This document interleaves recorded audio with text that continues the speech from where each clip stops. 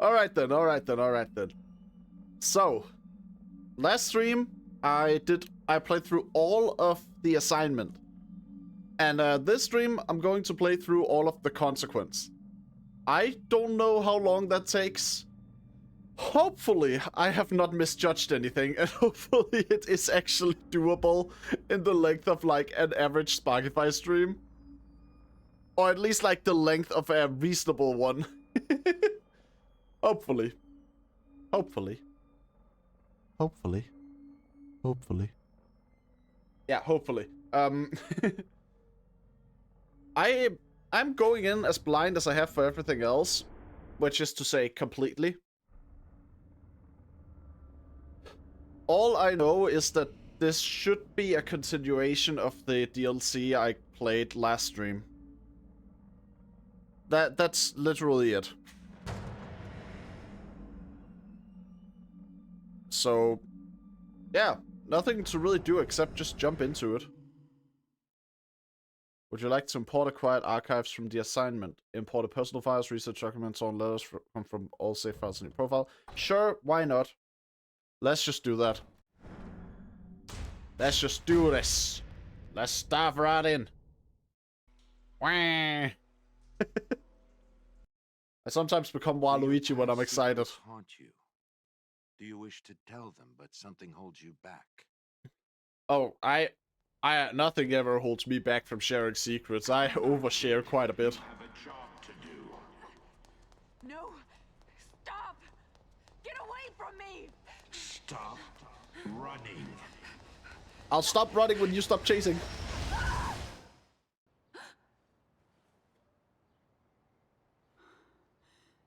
Alright. Is it over? Waking up in a bed. I'm back?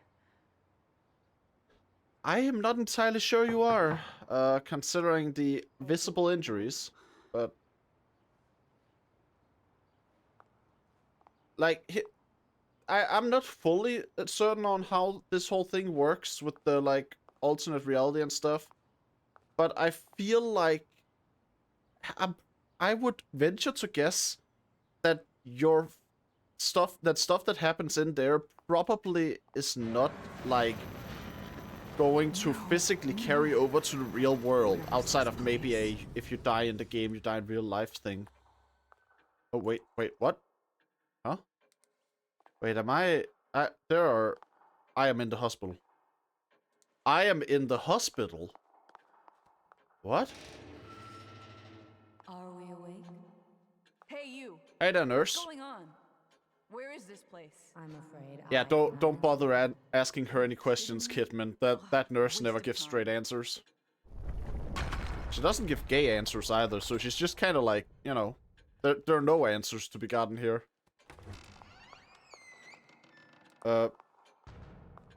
So, let's see here. Okay, but I'm assuming I'm gonna need to find a way to further crack that wall. But... We must Oh. have that boy. Huh. He will enable us to change everything. Wait, what? Come back with him. I needn't remind you. She's seeing herself in here? But if Ruvik leaves with him, Yeah. there must be some way to stop him. Well, we could always kill Ruvik. What's this light? Hey! There's a light? know you're out there. Yeah, I am. Do you have any idea why this world is the way it is? Hate. I mean, I just assumed that the world was the way it was because of Man's the combined consumed imaginations of a by- he bunch of wants people. Wants to Like- get his revenge. Yeah, like he hates people and wants revenge, sure, but like, nope. Even with that, the world is only as nonsensical as it is because of How does he know about the combination of everyone.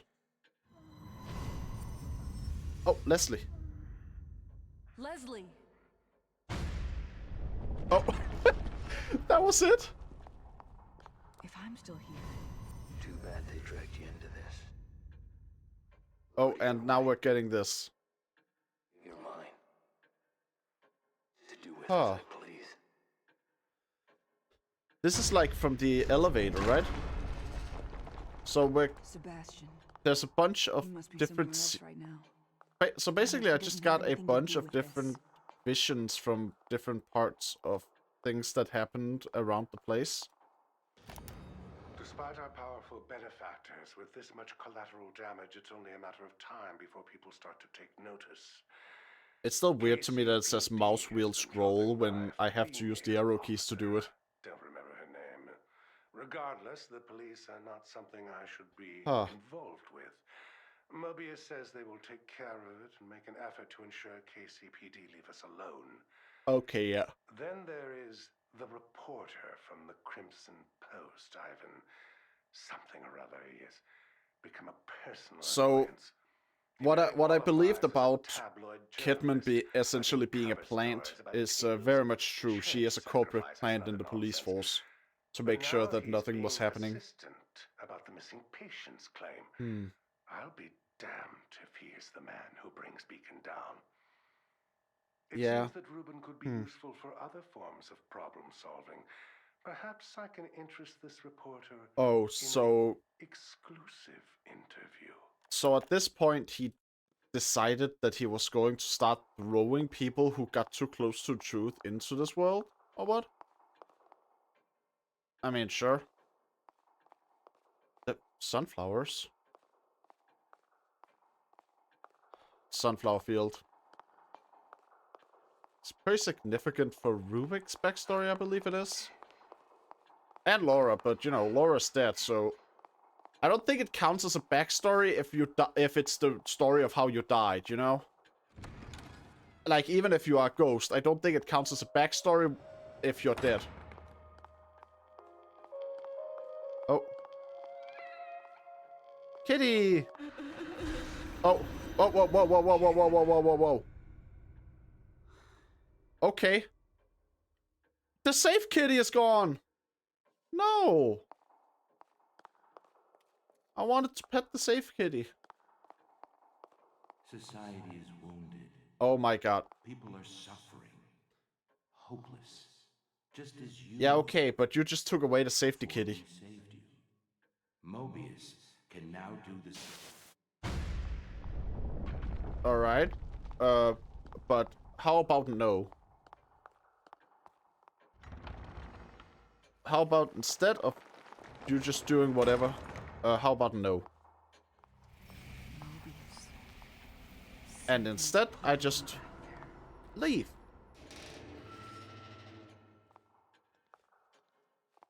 Let's You see should now. find this useful. Oh? While Oh! it is theoretically What possible is for a this? host to overwrite themselves on a user, the odds of compatibility are astronomical. But the boy, Leslie, Huh. you're saying he's a compatible subject. Yes, and based on Ruben's notes, the stem should be able to run with Leslie as its source. I need you to do tests. Determine Huh. what must be done to make him the blank slate we need. That is a horrifying thing. Wow. I knew what Leslie was capable of. Damn it, why would they hide that from me? Making Leslie a blank slate. That's a horrifying thing to say. Very diabolical.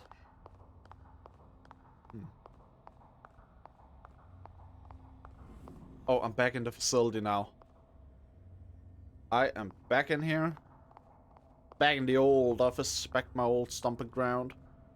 We had a STEM terminal here, on the lowest floor. Oh! So that's the goal now, to reach the STEM terminal.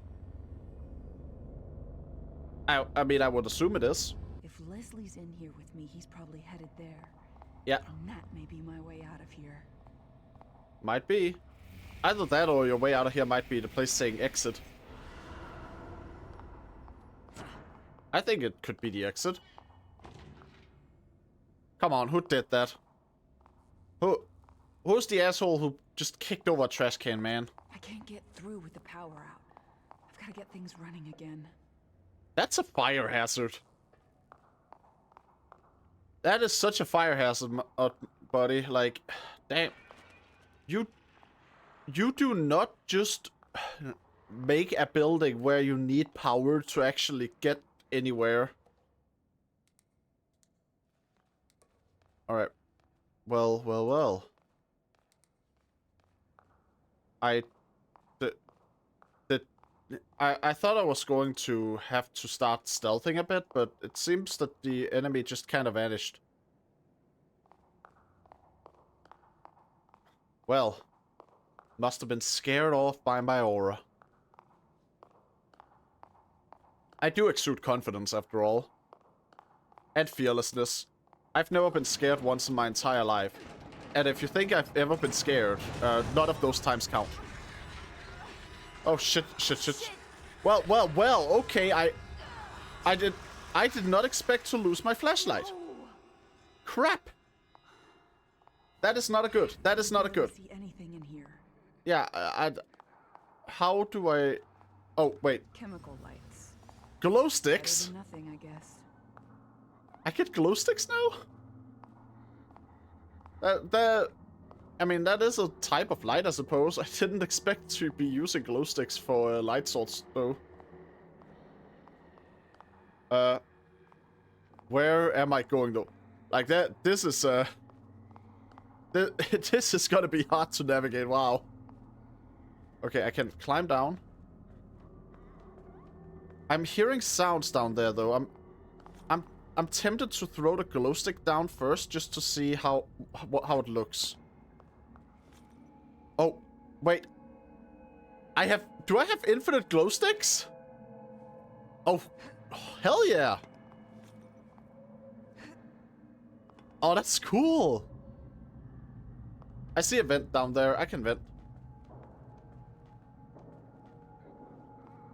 I actually see multiple vents. Time to be a sussy backer. Oh, that's just a hiding spot. Man. If you, as a kid, were given a glow stick and you didn't immediately pretend to be a Jedi, what were you even doing? Oh. Yeah, I figured... I thought this was gonna be... This one was gonna get alive, yeah. I knew it, but I couldn't really tell a way to avoid it. Alright, that's just a marking on the ground. I thought there was a tripwire.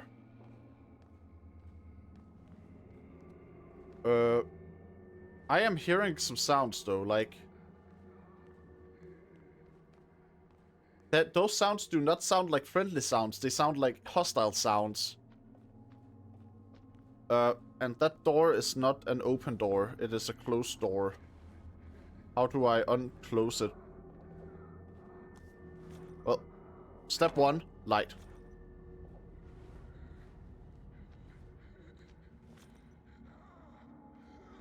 The sounds are coming from over there, so I'm just gonna inch my way forward. And glow stick! The glow sticks are weirdly fun to use as a light source, though. I think I prefer this to, like, any of the other light sources the game has given me so far.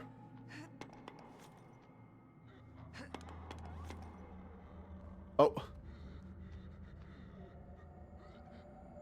Beep boop, did you miss me?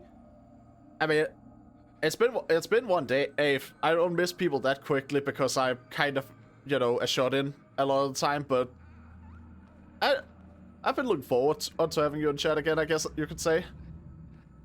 How are you doing, Blue Ashlyn?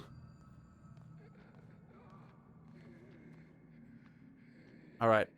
Gotta figure this thing's route out.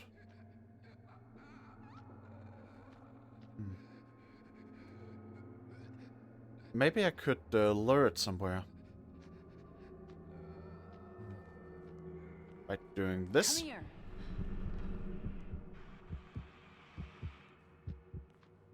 Yeah. Oh. Go. It goes over there, and then I can go. This was not a good place to go. Okay. I messed up here.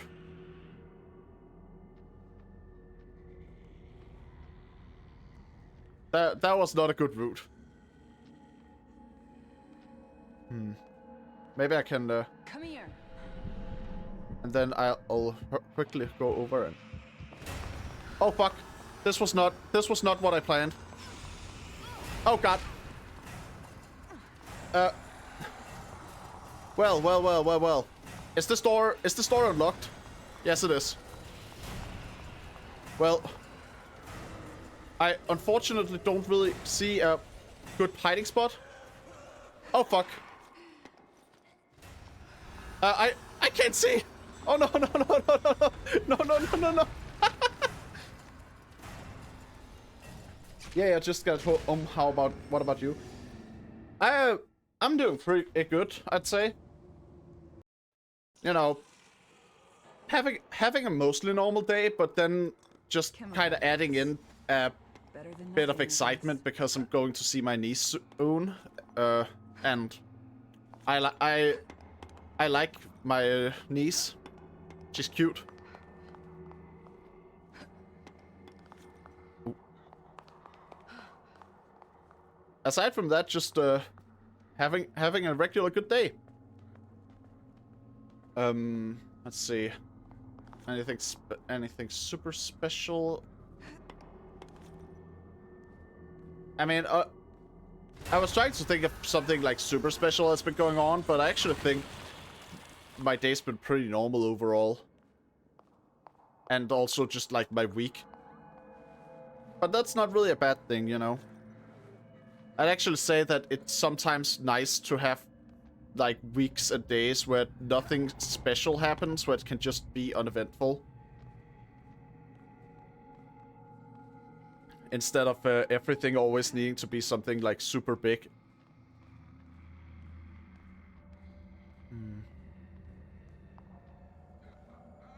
Alright, let's see. This thing is going over here, so I think probably the best thing I could do is like try and lure it and then hide, right?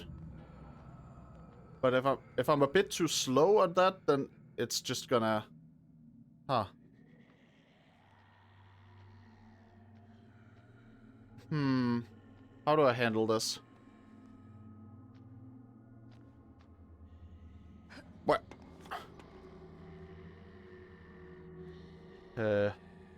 Alright. Sometimes you just gotta be bold. Sometimes you just gotta go over and into the darkness without a plan. And sometimes it works out. Sometimes it works out. Yes. It works out. It all works out. I am a genius. Everything goes perfectly. Everything goes as I plan. I'm the mastermind. And I am the master of glow sticks as well. Oh. There must be a way to get the power back on. Yeah, there probably is a way to get the power back on, and probably is somewhere in this place that says danger, high voltage, keep out. It's all over the place. And then hopefully once we're out of this building, we can send in a form to OSHA, because having to turn on the power in order to go downstairs is a bit of a safety risk. That's a pit. That is a pit. Is there something down the pit? Well, there's something down there, but I don't think that's a good one. So I don't think I want to jump, at least. I feel like that's a bad way of testing what's down there. Oh. Man. I'm hearing footsteps.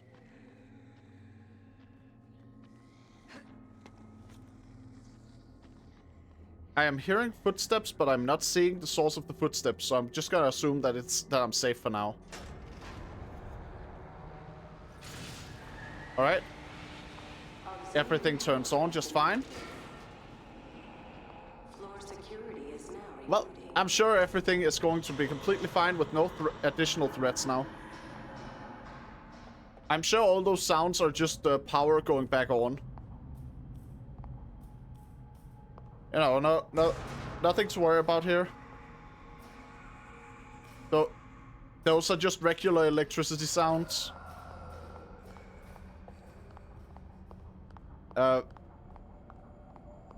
It's just the sound. It's just the sound of the building being happy that it's powered again, and it's also the sound of the exit gate powering on and opening, so I can escape this place, and the exit is happy that it can turn on. What? Huh? What?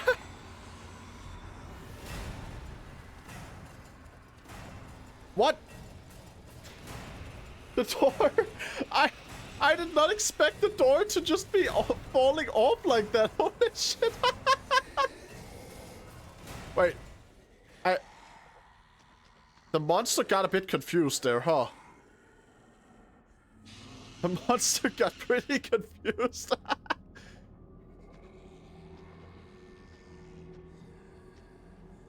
Huh. Where did the woman go? I mean, I only chased her over here and saw her into this thing. So how did she disappear? Didn't even think to actually, like, check that place that I disappeared into either. Oh, wait. Oh, that's a bad.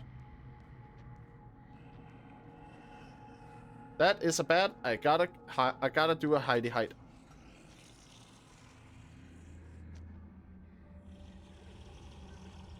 Hey, Donna. Yeah, it's been a bit, like not that, honestly not that long, but since I last saw you, but it's been a bit. How are you doing? How are things? I feel like I'm sometimes skipping way too many letters, and I'm worrying that my speech becomes incoherent. Like, could you even hear the H in that how when I asked how are things?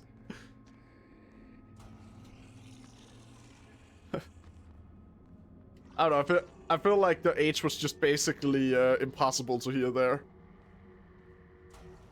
But yeah, how are you?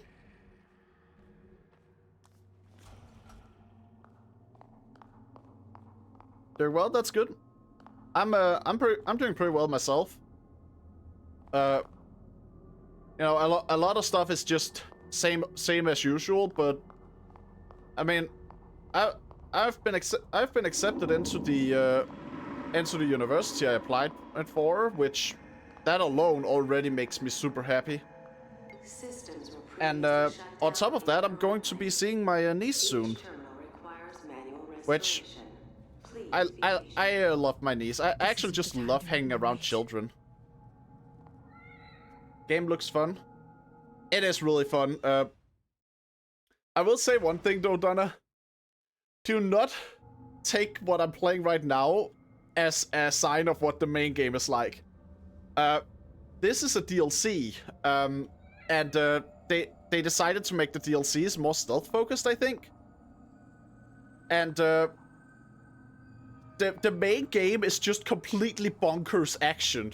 You know, like the kind where you'll just be beset by a horde of enemies while armed to the teeth, similar to what Dead Space becomes. This game focuses more on the stealth mechanics. The DLC focuses on the stealth mechanics instead. Oh my god, that's amazing. Oh my god, congrats, that's amazing. I'm sure it'll go amazing for you. Thanks, Donna. Oh, whoa. Jesus. The static effects always catch me off guard in this game. He seemed motivated, obsessed with oh boy. in something never specified. We discovered oh god. Torturing. Jesus. Just the most effective jump scare this game has done to me at all has always just repeatedly is the, like, sudden static whenever I'm getting a vision. But yeah, game itself is pretty fun. I do think that the base game is more fun overall, just because of how fast-paced it is with you know, like action and fun weapons. You can get like a crossbow that shoots lightning and stuff like that, which sounds silly for a horror game, but it is really fun to have. But The DLC here has way better stealth mechanics, which that's also a plus. It gives some nice variety. Pathways are shut down until system is rebooted. Oh god. Thank you for waiting. Okay. Wait, the moment it said until systems are rebooted, I thought there was gonna be like some kind of monster coming out that I would have to hide from. I don't know, that just felt like the obvious one, you know? His demeanor has turned far too aggressive and his techniques even more perverse. Da Vinci would dissect corpses to further his anatomical studies, but what Rubin has done goes beyond. Is this a zombie game or are those demons? They're kind. I'd say that it's closer to a zombie game than demons. But you we know, must remain scientists above all. the game is actually made by the game is directed by Shinji Mikami, who directed Resident Evil. So that should kind of give you a hint. Mobius has learned of his involvement due to my Let's see. carelessness. I've asked they bring him on board to assist in development, perhaps offering him better facilities and The lighting looks cool. Honestly, the lighting with the glow sticks that this DLC is having is super cool. People like you took my life away, turned me into an abomination. But Finally, with the fun part about the main game is more the fire, because you just have a dedicated button that you press to throw matches at bodies. And it doesn't matter if the body is like alive or not. If it's down on the ground, you can just light it on fire. Our resources are not here for your pathetic fantasy. You will reverse the calibration on the machine so we can use it without you. Well. If I say no, you think Jimenez can fix this? This is... I always enjoy these flashes from the past. There's no way around it. Ruvik. No. Rubin.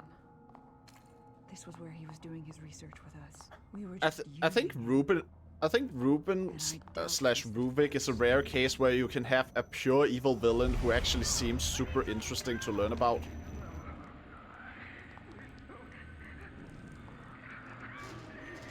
Oh.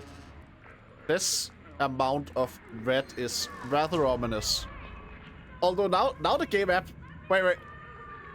Now the game fits me perfectly, because it's red and green. It's my avatar's color scheme. I am concerned by the amount of chainsaws on the walls, though. And by the saw blades on the ceiling. I don't think this seems like the safest place to crawl under, but I don't see another way forward either. Oh, wait. That's like the lantern head monster. But it's not shining the light long enough to really open the door. And the glow sticks aren't enough to open it. That's, oh god, I'm gonna have to go close to this thing. Miss so much watching your streams. You're super interesting to hear. Oh, thank you! Oh, that's really sweet of you to say. I'm gonna be completely real with you. That actually puts a lot of concerns to rest for me, because I think I and most people who are new at streaming get super self-conscious about talking. Because, you know, it's something new, and also you don't have a big enough chat that you just get like super instant feedback to everything, so it's really nice to just hear. And now with that nice feeling in my heart, I will have to just brace myself and walk over to the big scary monster that has chased me for so long. Please, please, please, please don't get up and start chasing me. Yeah. Alright, good. No, it's getting up, it's getting up. It's getting up! It's getting up! No! No! That thing is horrifying, I hate it. No, please move, please move. Please move. Oh. Okay, okay, okay, okay. The lantern head is so goddamn terrifying. It is possibly one of the, like, scariest monsters in this game.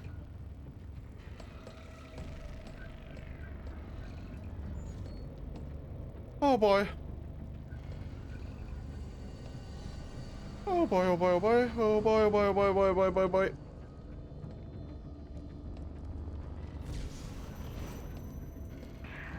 Oh god. Oh god, it spotted me! No, no, no, no!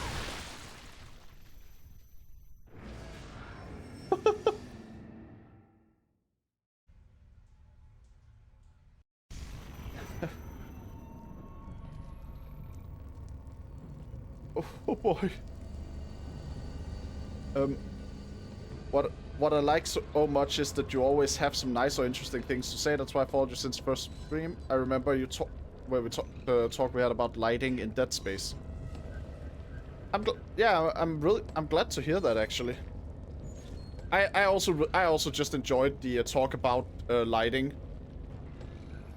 I think in general there's probably also just an element of like, you know, if you're interested in what you're talking about, it's gonna be more interesting to hear about. And I tend to get interested in a lot of things. That the death scene in was something else. Deaths in this game can be completely horrifying sometimes, man.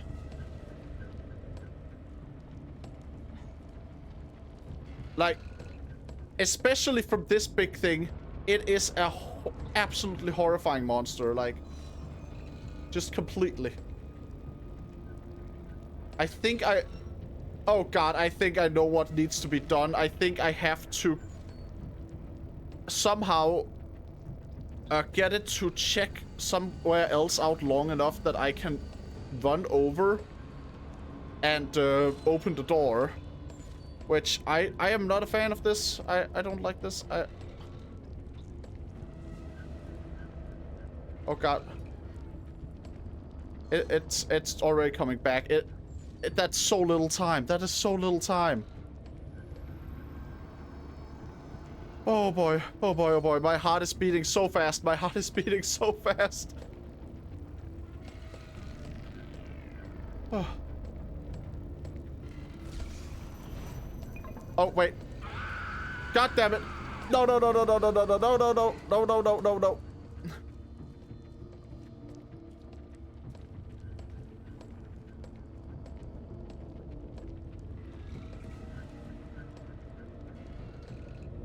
Where is it? Where is it? There it is. Alright. Alright, right. Where does it go now?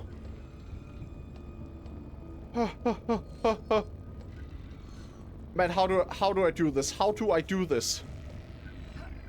Can I distract it with the glow sticks? No, it doesn't seem like it. Oh.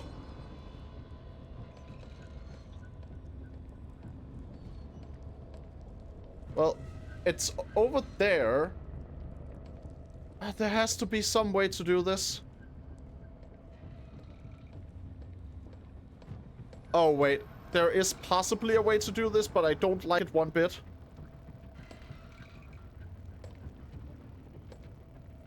Oh, wait. Fuck. Crap, crap, crap. Crap.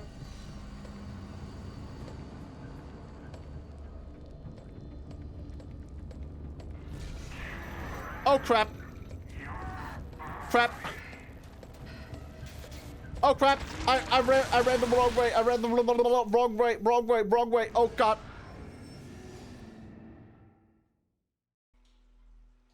Oh, no. Man, how do I even do this?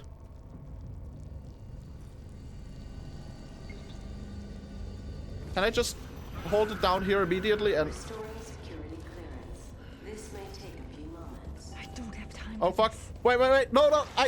Oh, God, the controls. So, little thing about this game is the controls can be a bit heavy, and this is not normally a problem, but right there, it certainly was a problem.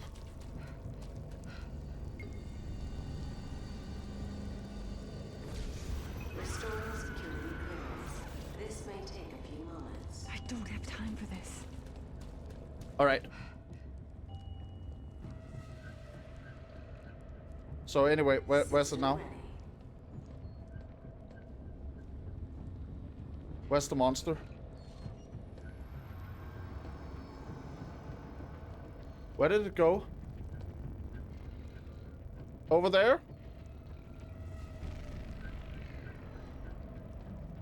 It's over there. Alright, right. Your reaction to that? I mean, honestly, fair enough. Alright, right. It's moving over there. It's moving back there, so that means I go over here to hide now.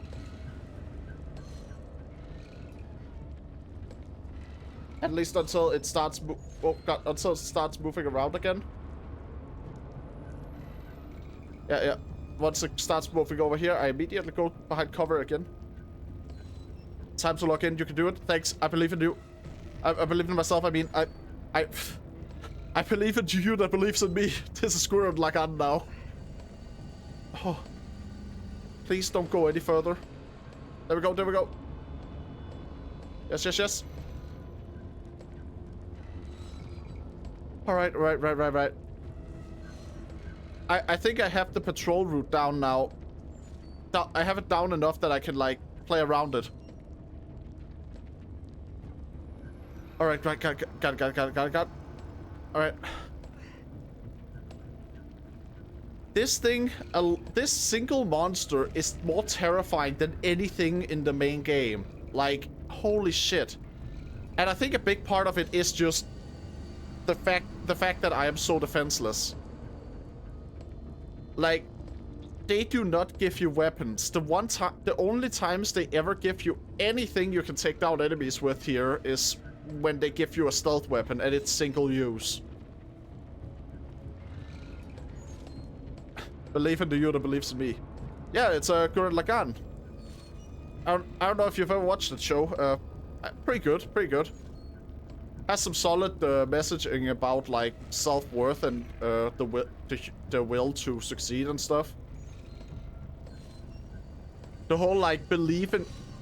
The whole thing I was saying is, like, one of the main characters has really crap self-esteem, but has a friend with good self-esteem, so the friend with good self-esteem pretty much just says, like, hey, if you can't believe in yourself, then just believe in the fact that I believe in you. And honestly, like, it's not a permanent solution for, like, low self-esteem, but knowing other people believe in you can kind of work as a temporary substitute. Oh. Alright, right. Go in. Damn it. Go in. Go. Gotta go right now. Gotta go right now. Gotta go right now. Gotta go. Vet.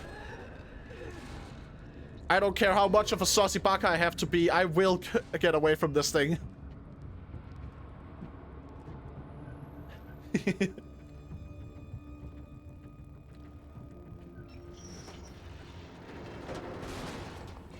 Oh shit, it's back. Not again. Not again, man.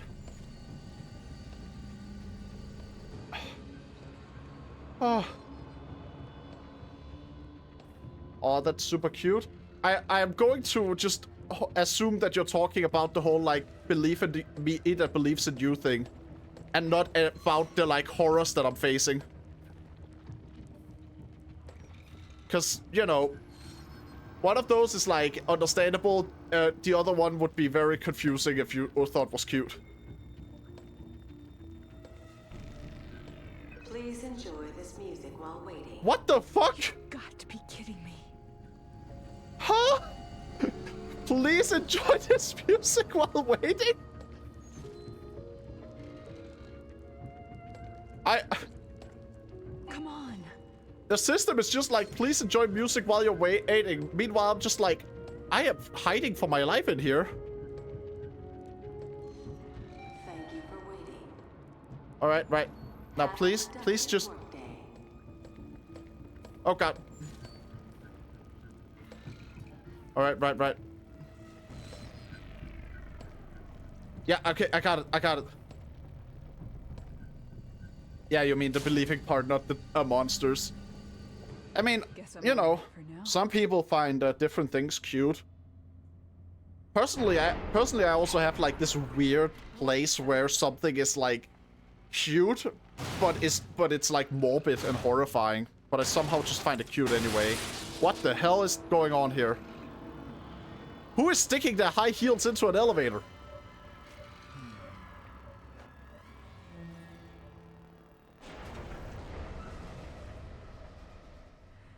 Who was stabbing through the elevator roof with the high heels? That's... Oh, that's so silly, though. That is a perfect use for high heels, though. I don't personally see a lot. I'm like one of those people where a lot of stuff that has just been like beauty standards, I don't see a point in it. And high heels is some of it. But hey, if you can weaponize them, then maybe I'll see a point. Oh god, wait. Shit. Oh no, it's these things. Donna, you weren't here yesterday, so let me just introduce you. These things are blind. Which does mean that they are, you know, not as bad to hide from. But it also means that the game is like, hey, if you fail to hide from something that literally can't even see you, then you're really bad and deserve extra punishment. So basically, these things are like, they're essentially walking bombs.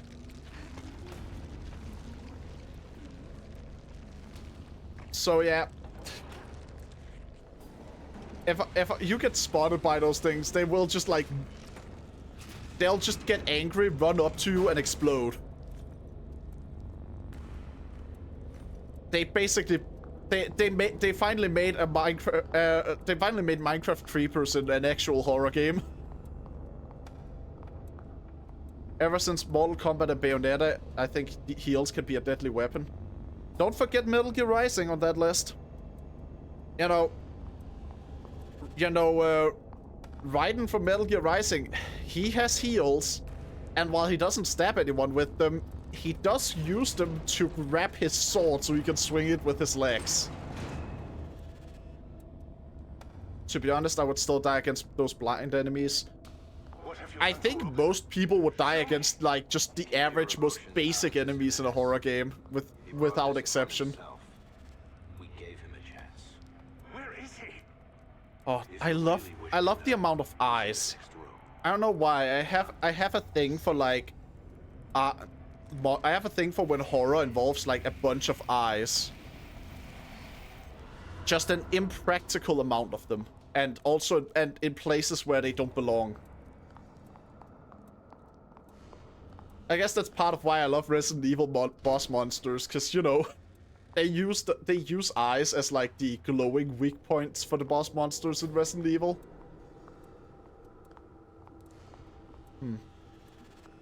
Now let's see here. What's this? Ooh, that. Oh, I think I get what this puzzle wants me to do. So I gotta rotate it so the blood matches. I think. That's an interesting idea. Wait, oh no, they can rotate each other as well. Not much, but still enough that it just threw me off a bit. Oh. Cool, that collectible I won't get the full use of. Oh, do you like or know Junji Ito?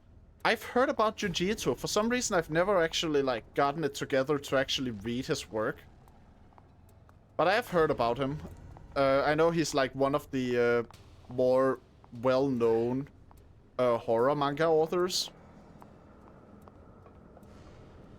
Most of the time, the closest I get to actually reading horror manga is reading stuff by Tatsuki Fujimoto, who is the author of Chainsaw Man, in case you didn't know.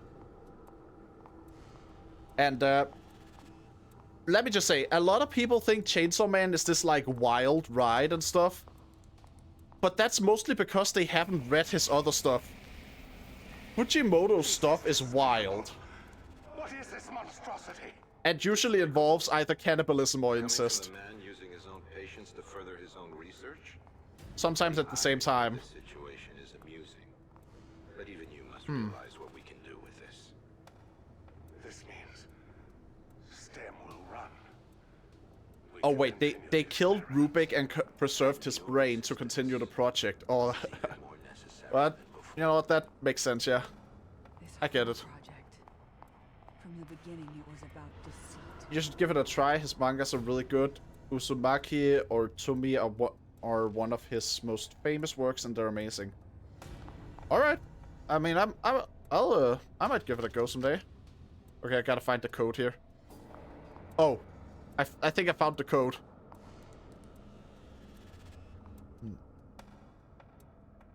Oh no, Man Kid is in danger.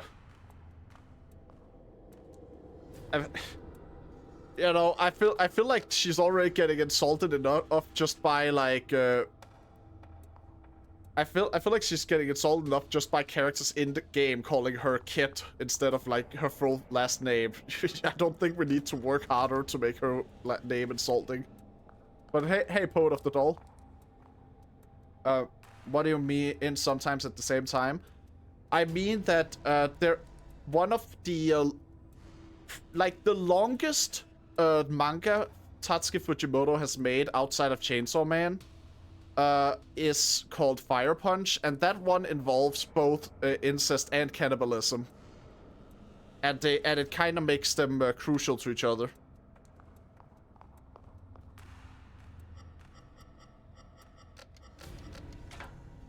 Look, basically what I'm saying is that, like, if you sit down and read any manga by that guy, it's gonna be a wild ride.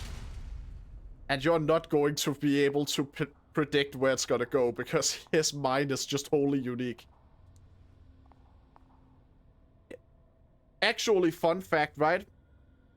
Fun fact, what's the Chainsaw Man about? I tried reading it and dropped it because it seemed like a crazy guy was dealing with monsters, and that's all. Chainsaw Man is mostly about like love, abuse, and power dynamics. With the protagonist being this guy who's super inexperienced with it all and kind of confuses due to his complete lack of human contact in his upbringing. He doesn't even really know what he wants, and he just confuses his desire for like emotional intimacy with desire for physical intimacy. And he is absolutely crazy, but the whole series is basically him trying to figure out what even makes him happy in the first place while being completely confused about what he feels. And it's also about like people trying to take advantage of it. Donna, it's a Fire Punch, not One Punch. Like Fire Punch, which sounds like it would be the name of a title where the main character has fire powers, but it's actually just a main character of like it's actually a story of a main character who's like on fire while having like Deadpool style regeneration. You know, that kind of thing where it's just like they regenerate faster than they die. Sounds like you didn't grow up enough for that yet. I mean, maybe but Chainsaw Man is still written to be like enjoyed by people who aren't quite adults yet. You know, like I feel like Chainsaw Man, you obviously shouldn't be too young when you read it because there's a lot of graphic and explicit topics in it, but it's still made to be consumed by teens and adults. So, I don't know. But, yeah, all the talk about Fujimoto just made me remember the story of his pet goldfish. Oh yeah, you're above 18. Oh yeah, like fair enough. But like, so Tatsuki Fujimoto, right? He has this story he once told about he had a goldfish. And when it died, obviously he needed to get rid of the dead goldfish. But it felt wrong to him to go and just, you know, flush it down the toilet or throw it in the trash. So he wanted to go and bury it by a tree in a parking lot, but it was like the cold season. The ground was super hard. He couldn't dig properly and didn't bring a shovel. So he just put the dead fish down, and he was just gonna put it there and leave it there until he saw some ants start to crawl over and crawl on the like dead fish. And the way he describes it is that he was so overcome with emotion at the like how much he cared for the fish and how he didn't want to leave the fish for the ants, that he picked it up, wiped off the ants, and then ate the dead fish raw. And that's the author of Chainsaw Man, everybody. I saw what they have done to him, and I am appalled. To think that Like, young boy genuinely, Alistair is now every this. time you learn something about Tatsuki Fujimoto, it's probably gonna make him seem like even more of a nutcase, and I think that's part of why his stories are so unique. And what have I become in all of this? They've managed to keep his mind alive by simulating an artificial body. His consciousness is being confined to a mental straitjacket, a gear in their infernal machine. They have even stricken his name and humanity, referring to him by an anagram, Ruvik. Wait, Ruvik is an anagram? What does it stand for? As if spitting on his grave. I almost felt the urge to smash the case and end it right there. What? But my anger was Yeah, that, quickly you know, replaced Don, that's by about my reaction to a lot of its stuff, but curiosity. in a weird way, it's Rubin's just kind of made me legacy will appreciate him live more. on. I will spearhead the next step. I will create something of my own Like, out of this tragedy. you will learn what Ruvik stands for, don't worry. Alright. Well, looking forward to learning that then. What you see here is That sound in the patrol Oh. car must have been when Wait. Jimenez activated it. I Joseph Sebastian I think I triggered a voice line and then triggered another bit of dialogue that overrode That's it. where it all started. There must be a way to get out of this cave from there. But yeah, like, genuinely... wait, it's a DLC. Didn't you learn it in the original game? I am going to be completely honest, Poet of the Doll. The base game broke my brain. I struggled so much to figure out what was going on. And that is still the case. I think I would have to replay over and over and over in order to actually, like, realize what Ruvik stood for. I probably have learned it, but just... I've probably also just forgotten it in the maelstrom of stuff that I was trying to comprehend.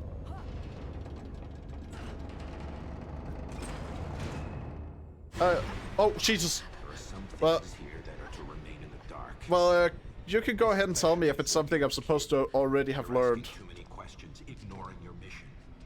Running from responsibility. Just like you always do. No, that's not true. Man, You don't know me. okay, I know this is probably a mental manifestation of this guy, Do what you're told. but for him to say you're running from your responsibility just like you always do, Trust you. it kinda just makes me think, like, You are not required to then trust us. why did you send her on the mission? Only to If you obey. don't believe that she would do stuff that you wanted. Oh, it's just Ruben Victoriano, his full name. Oh! Oh, that makes sense, yeah, okay. That makes perfect sense then. I thought it would be like one of those things where every letter stood for something, but if it's just like his first and last name pushed together, that makes sense.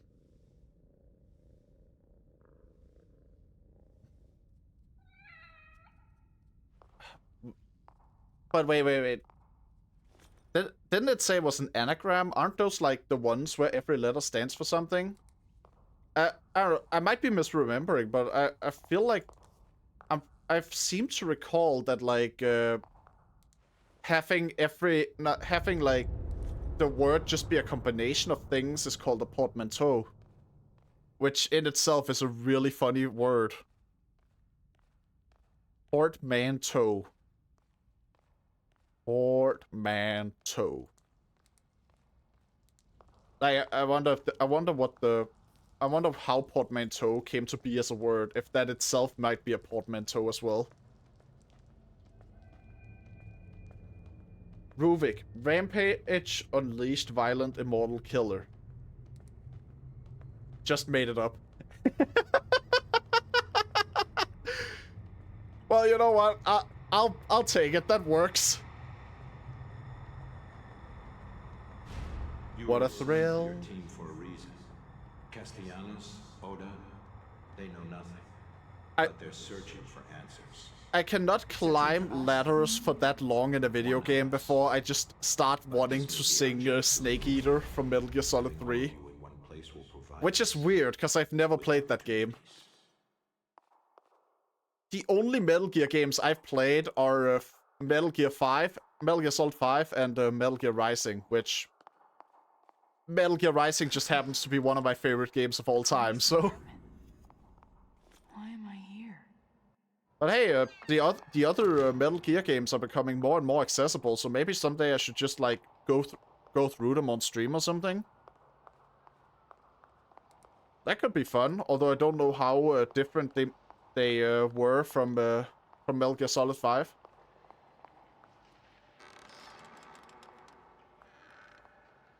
Like, because Metal Gear Solid 5 is a very freeform game where a lot of the fun from that game was just how many ways you could tackle the same problem. How's Lily doing? That and also just getting the ability to like pick up a cardboard box, run at a hill, and then slide down the hill in the box and knock over anyone you hit. One of Crimson's finest, I suppose. She's a great cop in her own right, but we can manage without her for a little longer. You should hope she doesn't hear you say that. Well. You're out in your ass, Joseph. This looks like it's way before I got here. Everyone's so much younger. Huh. Sebastian's profile didn't say he was married. Let's go Metal Gear stream. You know what? That might be a good idea, cause at some point, like, I'm certainly up for it. And I do always have to be like considering what I should play next, because, you know, given that I've mostly played like games that have a definitive ending, I do kind of have to switch games occasionally. Look, Seb, we need to talk. Going off with your conspiracy theories, you're getting out of control. You don't pull that in front of the captain. I'm on something, Joseph. I don't need you hiding shit from me too. I'm not Man, Sebastian was really going off in deep end after like the accident or incident or whatever you want to call it. Your daughter, it was a loss everyone on the force felt. But your wife is... Myra left, Joseph. She left. When we needed each other the most, Myra left me. What would make her Man, do that? I have to know. It is kind of interesting to see this, because I don't really feel like we got to see a lot of how the death of his daughter affected Detective Castellanos in the main game.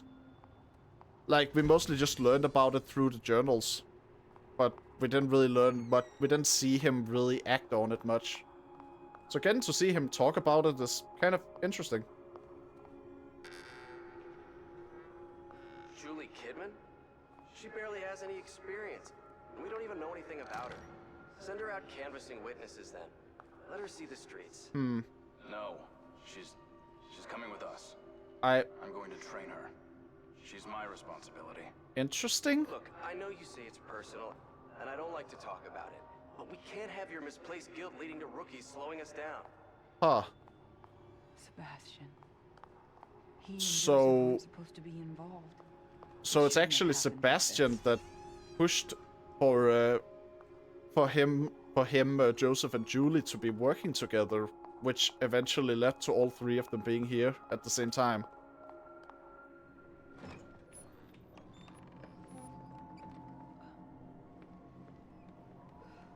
as much as I like the like high energy parts of the game, I really think This can't be real. I think one of the strengths of the Evil Within is how willing it is to just slow down sometimes and have these moments where you just get to take things in and have the story unfold.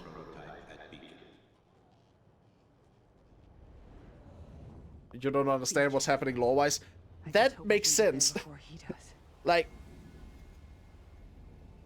Portmanteau is literally word wallet, meaning that it's in one piece, but when you open it, there are a few separate units or something. That's very interesting. Honestly, thank you for that one. You don't understand what's been happening lore-wise, but the gameplay's been very entertaining to watch. Yeah, look, Donna, I would actually question your sanity if you understood what you were seeing, because I've played the actual base game and I still don't always understand what's going on. Like, this game is absolutely batshit in so many fun ways. And when you take that and then when you take how batshit this game is and then combine it with the fact that this DLC is watching things from another character's point of view, a character that was more clued in than the main character, then it's instantly gonna be like way more confusing to watch for someone who hasn't played the base game. Jesus, everything's collapsing. I watched I watched a bit of a big plot discussion video, and it made the guy ask too many questions. Oh, like the person who made the video ended up with a ton of questions after having discussed the plot, or what? I mean, honestly, I can definitely understand that. Oh, space to shove from behind. Whee! Well, he's not coming back. There is never going to be a more entertaining way to kill enemies than just pushing them off a building. Like, in any game, it's always just gonna be, if you can push them off a building, it's way funnier than anything else. Yes, for example, when exactly did Kidman get out of the burning car? Was it before Sebastian or not? And why didn't they meet there? There was actually a sequence in this DLC, in like the previous DLC, The Assignment, that gives me a bit of an idea of why it might be. In The Assignment, there is a moment where Kidman catches up to Sebastian and Joseph, and she runs into a glass wall and she can't reach them. And then eventually the glass wall disappears, and it turns out that she was in a water tank, and that was not at all what was happening from her perspective. But that was like the thing that was happening from Joseph and Sebastian's perspective. So basically it's very likely that they weren't even in the same place, but they were just seeing the same place. Like the way, just the way the rules of the setting are set up, essentially makes it so that just because characters are seemingly in the same place doesn't mean they necessarily are. They could be seeing the same things and be in entirely different spots, or they could be like seeing each other but not seeing the same location. Which, honestly, pretty damn cool. Like, if you're going to make a game that runs on Dream Logic, might as well run with it to the fullest like that, right? At least personally, I think that's gonna make it. That's gonna be like a big thing, a big part of what makes it work, I guess. I don't know. I definitely think that you're probably gonna have you're probably not using the setting to the fullest if you're having the world run on some sort of like Dream Logic, but you're not even going to have what the characters are seeing contradict what other characters are seeing.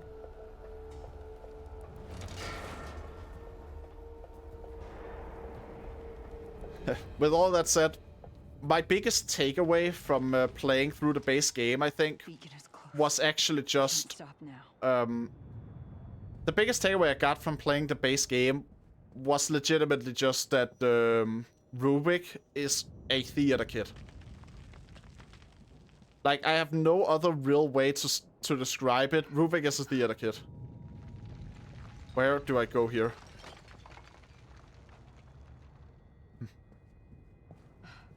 Huh.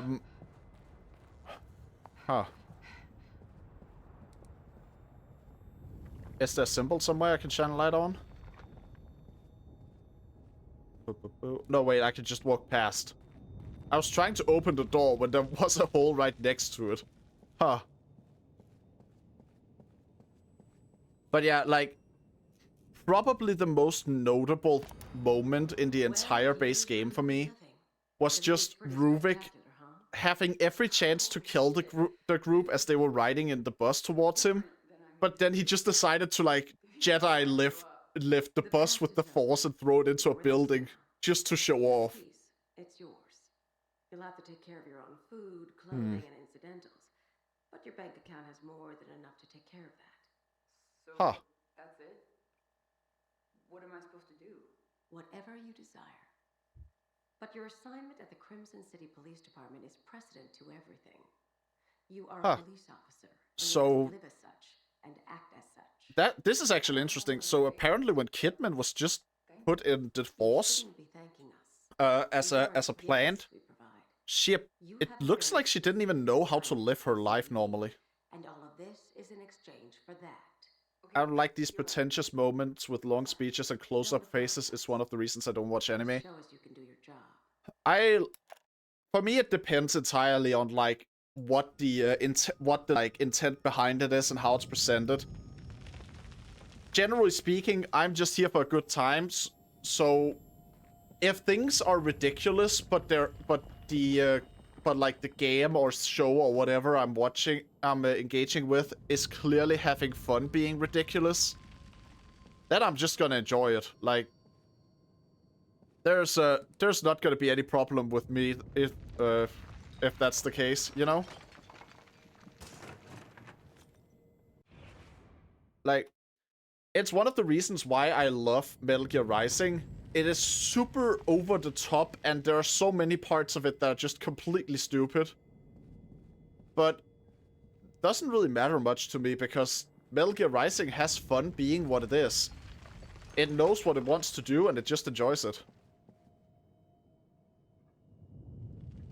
I see, when it's not made for pretending to be cool.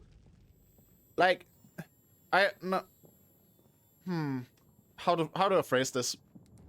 I think there is I think it's very hard to tell sometimes whether things that are over the top are trying to seem cool, or if they're just having fun with it, you know?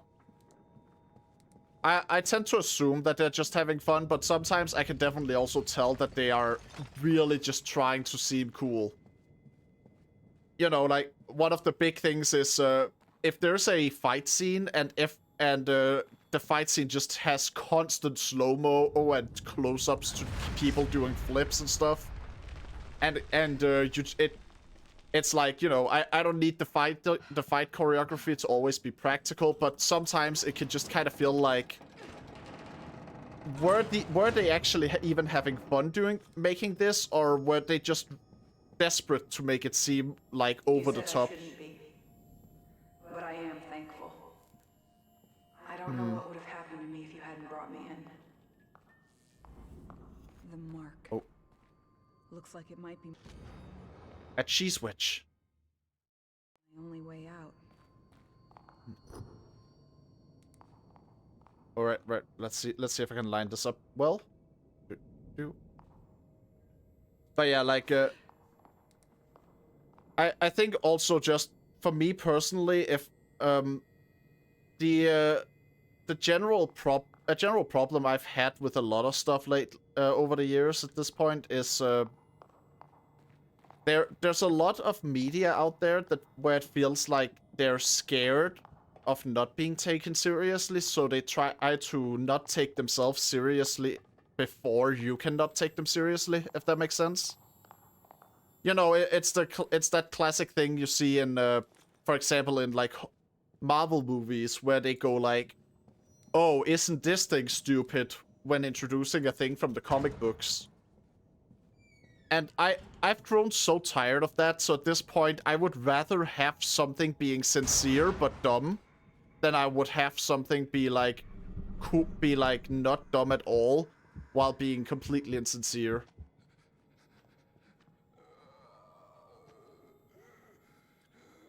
And I think part of the reason why I love the likes of the Yakuza games and Metal Gear Rising and stuff is no matter how stupid those games can get, which they can absolutely get stupid. Sometimes they just get kind of dumb. But no matter what they're doing, it's pretty clear that the devs are just kind of treating it as seriously as they would treat everything else. What's Yakuza about? I mean, on the surface, Yakuza is about a guy from a... On the surface, Yakuza is about a guy from a crime family. Like a Japanese crime family who slowly tries to, like, protect the values that he has as in the Yakuza, while also trying to like, figure out how to live his life outside of it all. But it's also super over the top and runs on, like, a lot of beat-em-up logic where, you know, like, the main character in the first game, he's strong enough that we see him punch through a solid stone statue, because that's just kind of how that world works. To prove yourself to us, kid. And then there are side quests, which will all be the most ridiculous thing you've seen that day. To us. Ooh. Stop it! Get out of my head! There is an entire side quest in Yakuza that's just about like you meet one of those street performers that are like dressed as a statue and have to pretend to be one. There's an entire side quest where you just have to figure out a way to distract his crowd so he can go to the bathroom without anyone realizing he isn't a statue. And, like, you know, you get some options that make sense, but then you also just get an option that's like, just dance. Just dance while the crowd isn't even looking at you. And if you pick it, you get this scene where, in awkward silence, your character's just dancing behind the crowd.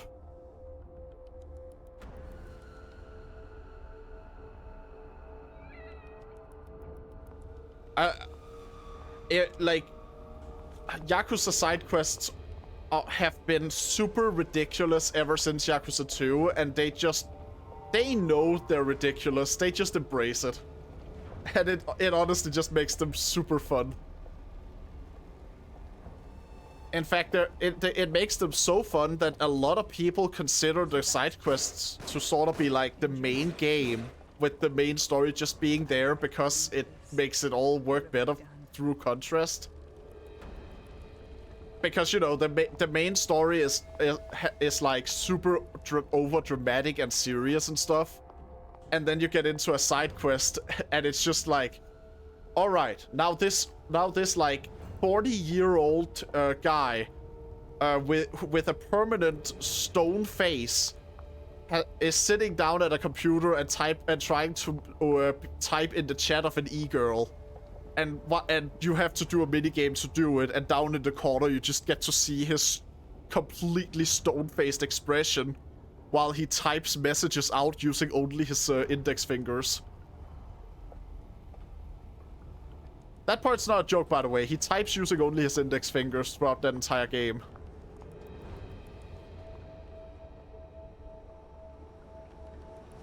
Oh, what in the world? Oh, God. Oh, God. Oh, dear. Some people type like that, but I don't know why. I think it's mostly just I think it mostly just has to do with like not being used to keyboards. And you know, in this case we're talking about someone who very much isn't. I have a gun! Oh my god, I have never been so happy just to get a basic pistol.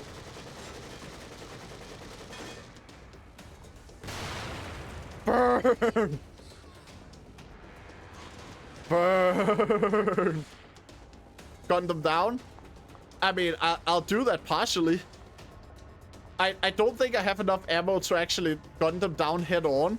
What I do, however, have enough ammo for. Boom!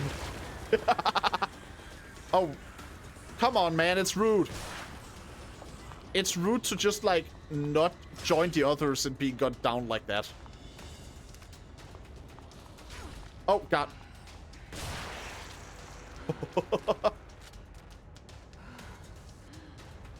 Okay, now it's all beginning to feel a lot more like the base game.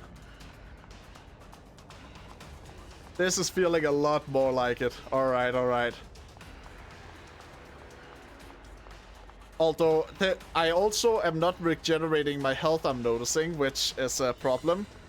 I feel like I was auto-regenerating for most of the game. But that's fine, it's fine. I can handle this.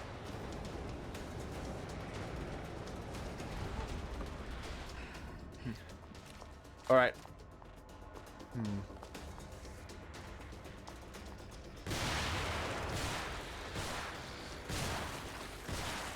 Oh, I love one thing I absolutely love in this game is like how the blood effects are and like the gore effects on the head and stuff.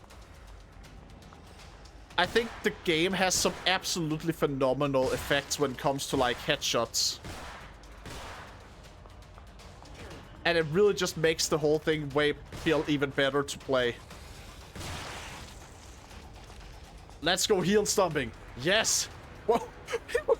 What was that spin she just did?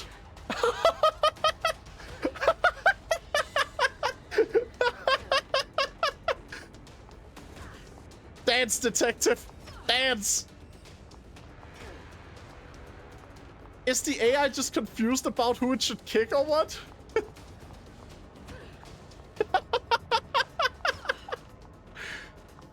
Woo! That... What the hell was that, man? What kind of glitch was that?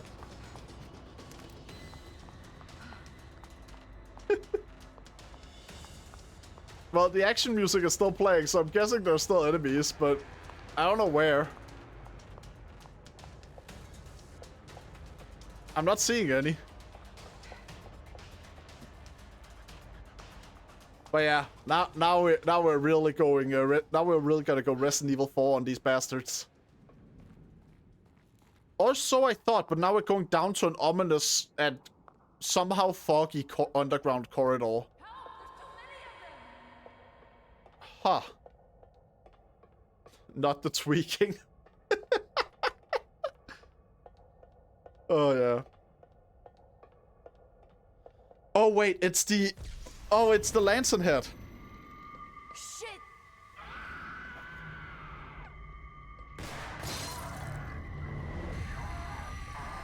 Over here. Yeah, oh yeah, I remember from last encounter, the Lanson head really doesn't like actually getting shot in the lantern.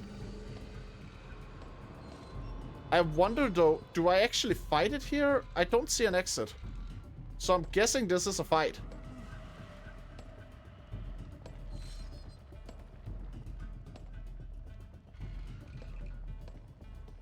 Wait, is that an exit? Because in that case, I guess I gotta, like... Who likes getting shot in the face? Okay, fair enough. I can't really argue with you there.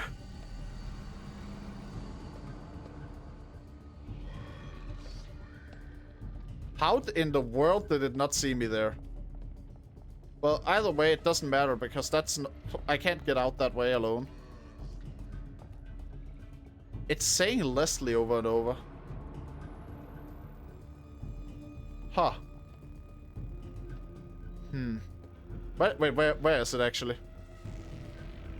I lost track of the monster. That's not a good. Oh, there.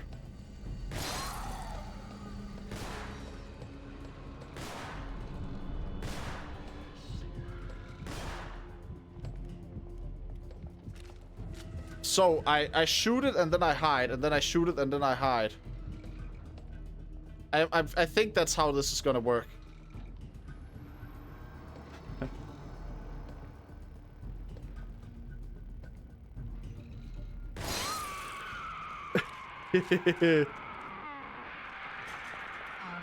Oh man, that's satisfying. That is so satisfying.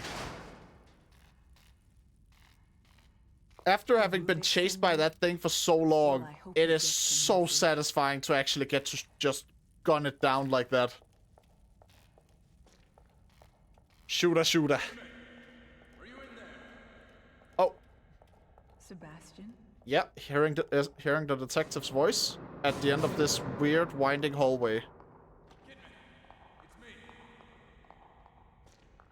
Uh-huh. Well, better open the door then. Oh, what? Huh? Anything to stop this? Huh? Stop, damn it! You don't understand! Huh? What in the world? Your excuses, kid. What? How did I get from A to B here, man? You run because you're weak. You're afraid of us.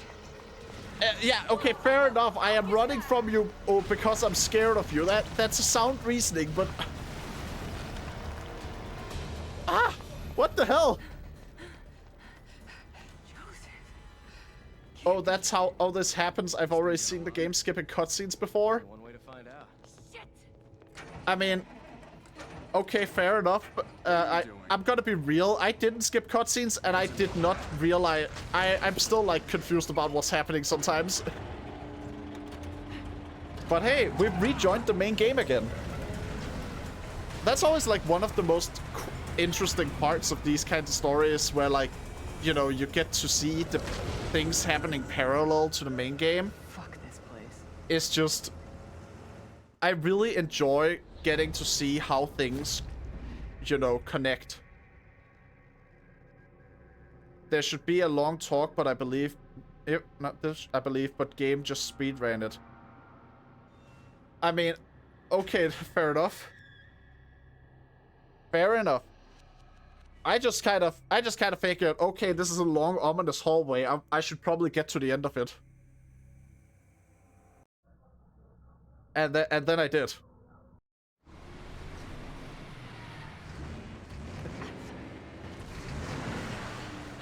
Actually, so wow, there's a lot of stuff happening in the dark with the dark screen here.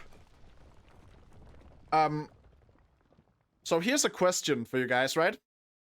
Because I recently posted in a Discord server about a pizza I had gotten, which had pepperoni, jalapenos, French fries, and mayonnaise on it. And I was really confused because every single negative reaction I got, oh god, the gun. Every negative reaction I got to that was about French fries on pizza. No one ever even addressed the fact that I was also putting mayonnaise on my pizza, and I feel like that should be the thing that more people were upset about. So I kind of want you guys' opinion on it. Like, is French fries on pizza really worse than mayonnaise on pizza? I will not be kept here. What the... Maybe I can burn through it. Man, I will not be kept here, he says, and then he just shows me, like, an image of him with the worst goddamn lip sync. Mouth is still moving even after he stopped talking.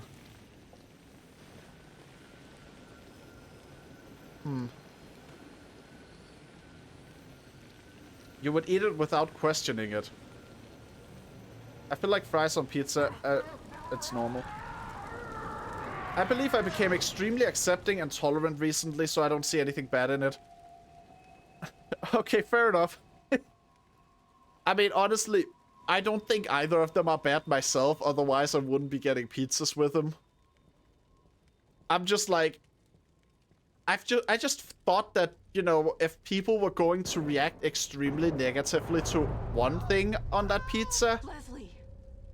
it would have been the mayonnaise. If you don't force people to eat it, why bother?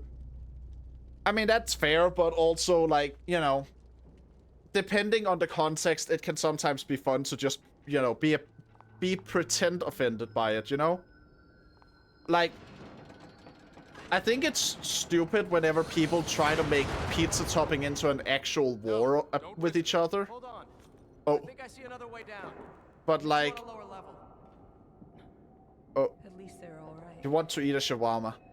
Oh, somehow I don't think I've ever actually had shawarma. And I don't even know if I've ever been... I don't actually know any places that serve it either. That's the only mayonnaise dish you eat. Alright, fair enough. I personally really like tuna salad, so... And there tends to be mayonnaise in that. Surviving the fire incident and subsequent abuse from his parents, it's a miracle Reuben can function at all. His work comes from a place that isn't motivated by fear or money or social standing. His motives are more pure. I would say that he is obsessed with the chance to relive and The only thing I pretend to be offended by about is Taco Bell, but I'll still want to try it. There's plenty of fast food points in Russia selling different kinds of shawarma. It's very popular here. Okay then. I think there are plenty of fast food places selling shawarma in Denmark too. I just don't think I've been to one.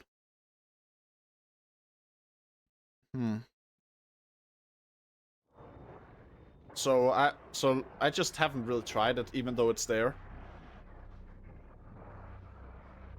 Oh, and as for like fast food that you get pretend offended about, for me it's Burger King.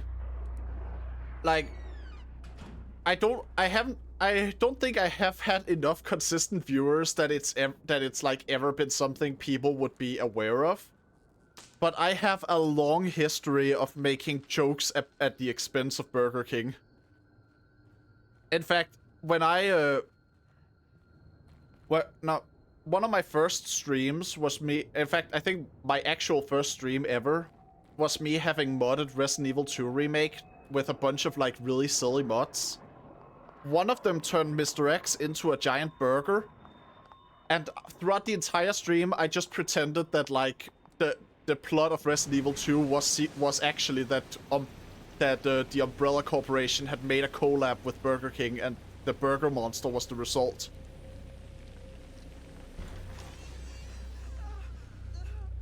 Like, I have just frequently attributed all kinds of horrors in video games to Burger King. Ruvik's trying to take control of him. Maybe I can. But in reality, it's not that I actually hate Burger King. I just don't want to eat it. But I don't really have enough of an opinion on Burger King to even hate it. There's just something about Burger King specifically that makes them funnier to hate on than other fast food places, you know? Let's go Mr. X Burger. Yeah. The Mr. X Burger was actually genuinely terrifying though. It's kind of a weird trend with modding Mr. X that no matter how silly the thing you mod into Resident Evil 2 Remake, it will always make Mr. X more terrifying. In the case of the burger, he just looks way more massive, which makes him completely horrifying. Oh fuck. Oh god. Oh god. I'm out of stamina. Recover faster! McDonald's left Russia 2 years ago, and now we have the same thing named Tasty, that's it. Oh my god, that's funny. Did I come in here in time? I think I came in here in time. I think I did it. Huh, but I actually wasn't aware McDonald's had left Russia. Well, I can say, though, that you're not really missing out. Oh, there were many jokes about the passive-aggressive name. Fair enough. I personally think McDonald's just kind of, you know, blows. McDonald's is the kind of thing where if I eat it, it's because it happens to be the one thing that's actually, like, close by and available. But ideally, I don't actually want to eat it in the first place. I don't like it. I think McDonald's is super bland.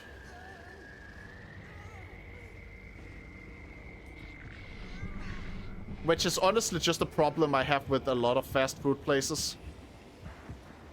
I tried KFC for the first time recently, and it was just... I don't have strong opinions on it. It was just super bland, and I don't know, like... I don't know what else to say. Oh god. Why do I have to deal with so much? Why do I have to deal with so little stamina, man? Why do these, like, professional cops have the stamina to run for, like, less time than I could?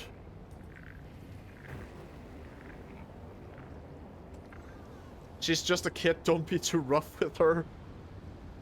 Even a kid should be able to run for more than 5 seconds. You know, like... I'm not expecting her or, like, Detective Castellanon to run a full marathon.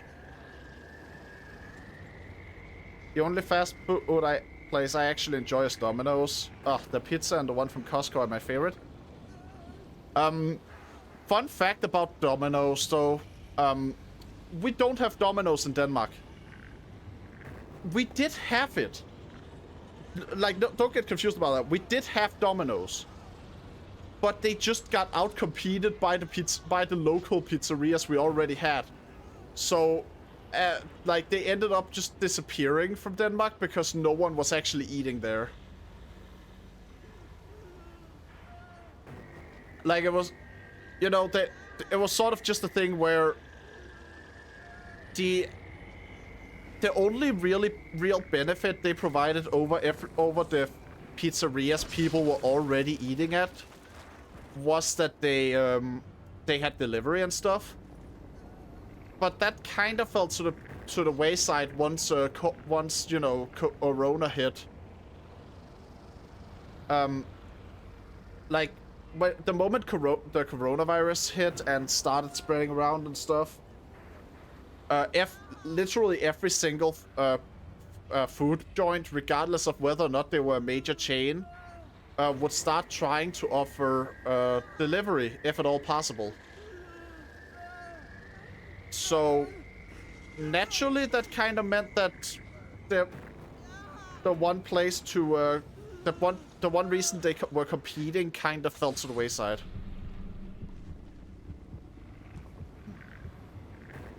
Curious, Denmark is called Dania in Russia.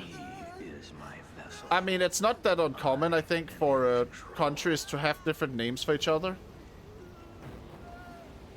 Like, Russia and Denmark is in Denmark, Russia is called Rusland. So,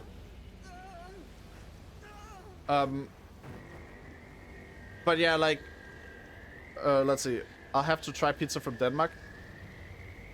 You know, I think a big part of why Domino got outcompeted is just that, well, it's not even necessarily about quality, it's just about the fact that people already had their favorites when Domino came in, and then, like, the competitive edge was delivery, and that stopped being a thing that was exclusive to them.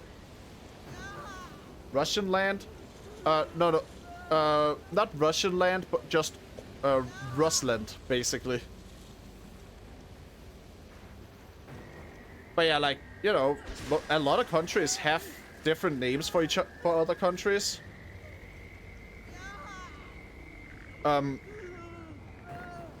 Sometimes it's got to do with like actual language barriers. Sometimes it's just sometimes it's like just a thing that happened at some point in history. Russia and Dinamarca in Spanish, or is it like how much do you pronounce the R in that name for Denmark? Like, is it Dinamarca or Dinamarca or something like that? Holy shit. Maybe I can stop Ruvik then. That's one thing. I don't speak a lot of languages. I'm bilingual, and then I know a few words from a couple of languages. But one of the things I've learned throughout the years is that R's can differ so heavily. Like, you'd think that it being the same letter would mean that it would mean somewhat the same thing in different languages, but nope. Some languages have entirely different sounds from R's. Some languages have R's change other letters in different ways. It's like the R from car. Alright. Okay, so it's like, it's not one you pronounce a lot. It's one that's just kind of there.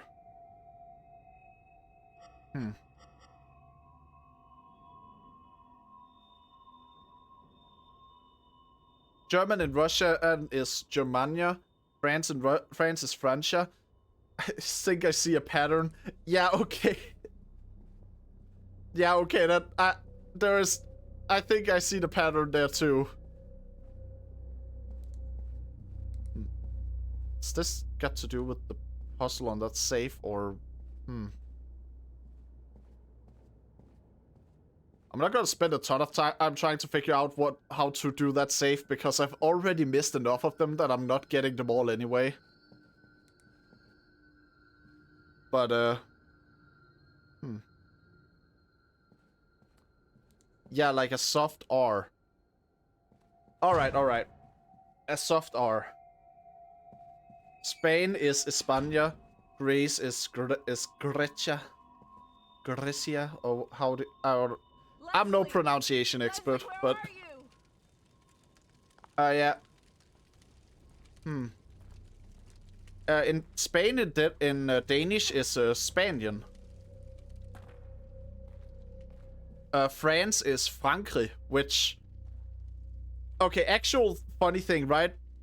So, Frankrig probably just comes from, like, the combination of the Danish word of, like, Frank.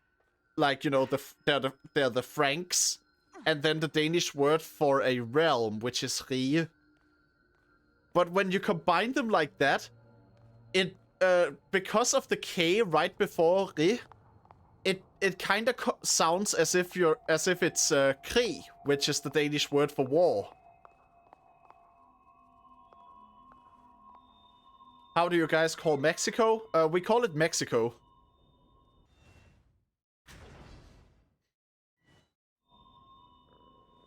Like, I'm not joking. In Denmark, it's just called Mexico.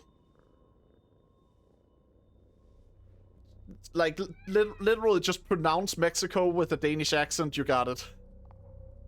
And I think the further into Danish history Denmark came into contact with the country, the more it's just gonna be that, where it's just like, their name in our language is just their actual name, but with an accent. It's called Mexica in Russian. Interesting. Oh boy, we got this. We got the blind once again. The game really loves just giving me a gun for like 5 seconds and then taking it away from me.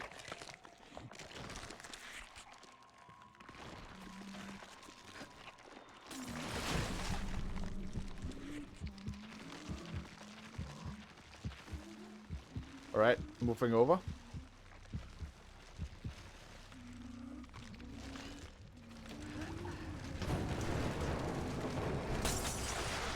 Oh, wait. Crap. There were a lot of noise. There was a lot of noise there. Basically, every country name is feminine. Kinda she. Okay. Actual part of the doll, Donna, anyone else watching, you guys want to know an actual, like, genuine fact about the Danish language that confuses even people who live here? Like, I forgot about the game because of what we're talking. Fair enough. But, like, you want to know an actual fact about Danish here that confuses everyone. In Danish,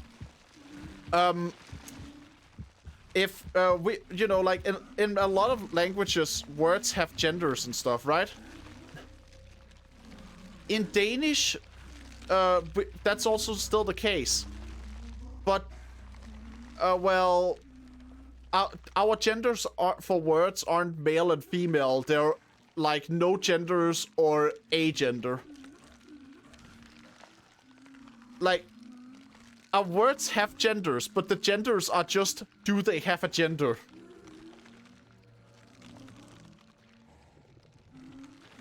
I don't think any Dane fully understands why that's the case. It's just kind of how it is, you know?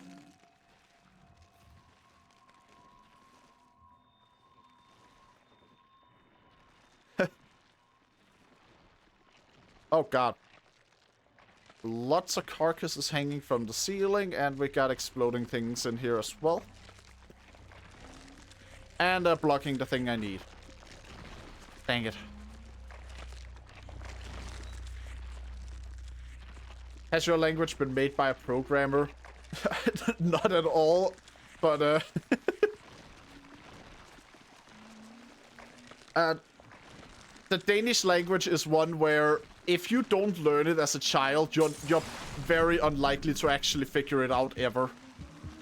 Because it is so intuition-based. The few rules we have get broken time and time again. I went to a boarding school at one point, which is actually pretty common for Danes. Like, we often... There's a special type of boarding school that a lot of Danes end up going to. But while I was going to that boarding school, we had a visitor who was like... He was born and raised in Africa and had moved to Denmark later in life. Which, you know, fine and all, but that kind of meant that he had to learn the Danish language as an adult.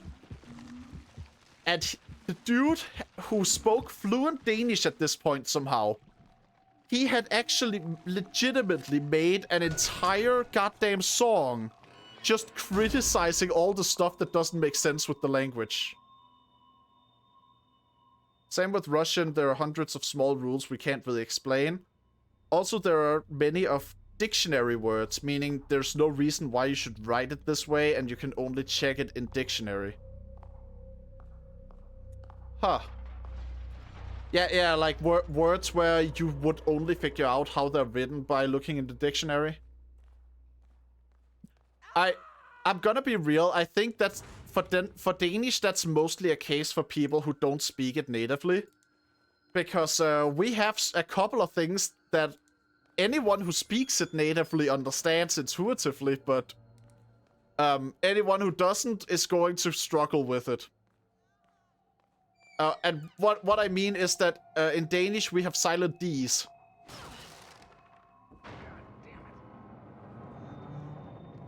Huh. Oh. Well.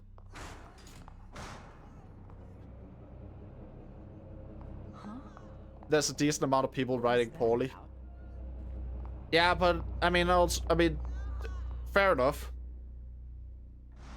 I mean, I honestly can't really speak a lot on like that because, you know, I'm pretty sure Russian uses a different alphabet than the one that like languages like Danish and English use, don't they?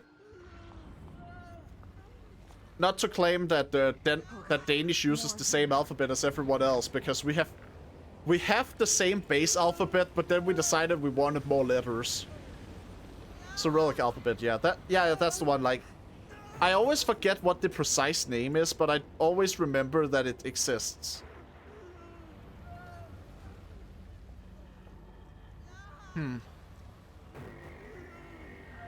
But yeah, like, Denmark has the same, theoretically we have the same alphabet as everyone else, but in practice we decided that we wanted more letters.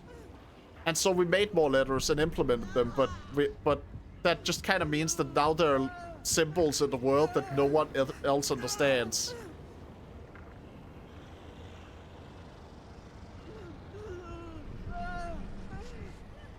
Oh god. But I think one of the funniest things as a Dane, right, is whenever occasionally online you'll just see someone who decides to use A, Ö, or O, like the letters that we have at the end of the alphabet. Occasionally online you'll see someone who decides to use one of those letters as like a way of just adding an aesthetic to their writing or something. And they never really seem to understand what the words mean. See, we have letters like those. First two are literally soft sign and hard sign. They don't have pronunciation, they only affect the letter standing next to them. Okay then. You know, somehow that still makes more sense than what us Danes do with our silent D.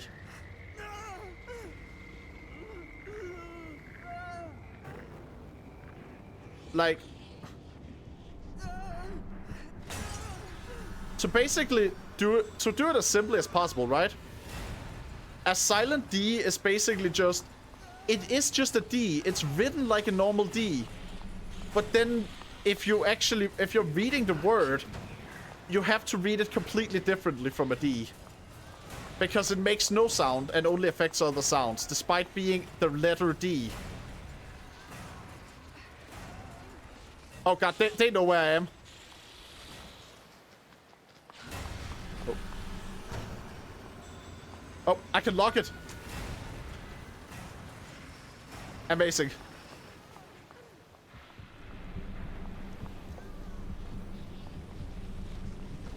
I'm glad Spanish isn't as hard as what you're talking about. I mean, it might not be, but at the same time, languages will always seem harder if you didn't grow up with them. Because a lot of the stuff I'm talking about here is stuff where I've just later in life realized how confusing it sounds. But as, you know, as a kid, I've just kind of learned it because that's just part of how things work.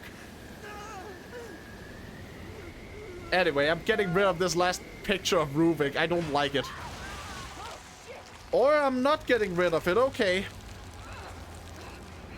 Leslie, no. Oh god. Please don't.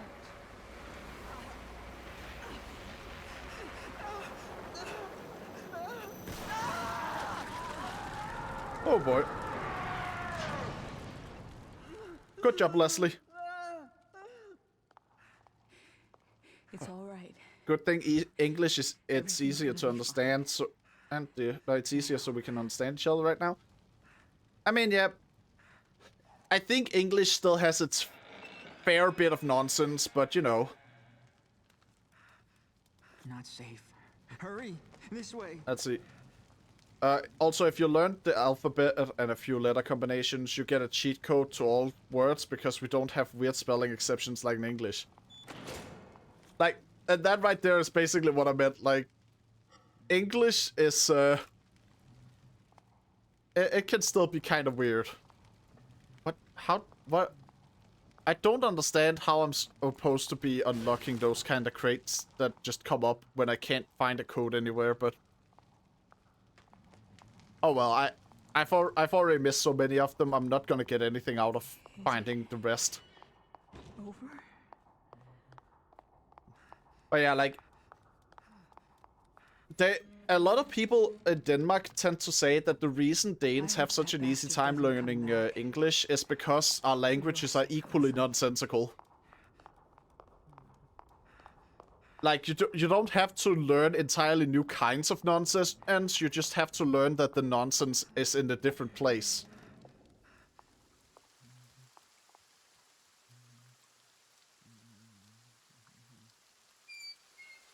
Oh, wait, a swing set. Russian grammar is very weird for Europeans as we don't have I have a torch, it's at me there's a torch. No, Leslie. Not today. Oh, yeah, that... I mean, stuff like that is kind of why the idea of broken English exists, right? Good, good, good. When I get home, they'll be surprised. Huh. Man, oh god. I know we were having like a big conversation here, but I'm genuinely invested in the scene. Like, this was such a bizarre moment in the main game, so it's cool to have the like the full context, you know? You're making a terrible mistake. You don't understand. You don't know what he'll become. We know exactly what he'll become. That's why we need him. Oh, so she wasn't even seeing Sebastian here. Ruvik is a corpse. He's after Leslie. And so are we. And you're more afraid of him than us? Don't patronize Holy me. crap. I have orders. But I can't let him have this boy. Leslie is the only one who can... Holy crap, man. Very curious, so everyone has their own visions here? Yeah, like, That's a big part of why I've been super interested in like this DLC story, just because of that whole thing, that like, because of how bizarre the logic of the world is, I don't know what's going to happen when, or like what everyone was actually seeing. Everyone's perspective is just going to be an entirely new thing sometimes. Well. Alright then. Large ominous hallway and a saving cat. Well, time to pet the safety cat.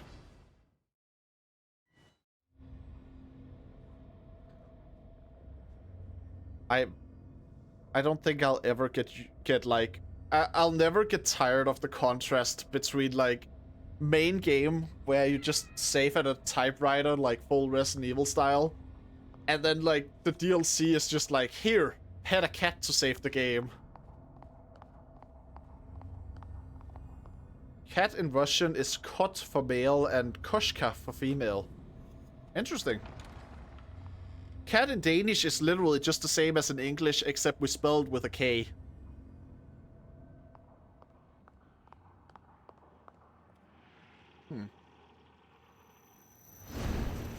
Oh, okay. I guess Leslie has seen me get headshots so many times that he wanted to try and see what it felt like. Gotta stop him. Oh. Oh, so it's like a big final stealth sequence now. Alright, alright. I dig it, I dig it. Stealth has been the main gameplay here, so it makes sense to have the this like big final sequence where you have to sneak around everyone. There's an axe up there, so if I can just get up there undetected, then I can take that axe and I'll have a way to take someone out if I need to. There's also an axe over there. Oh, so wait, maybe it'll be better if I go after that other axe, the one over there first, and then take out this guy because he's closer. Alright, alright. I think I got a plan. I think that's the plan. I think that's the strat. Oh.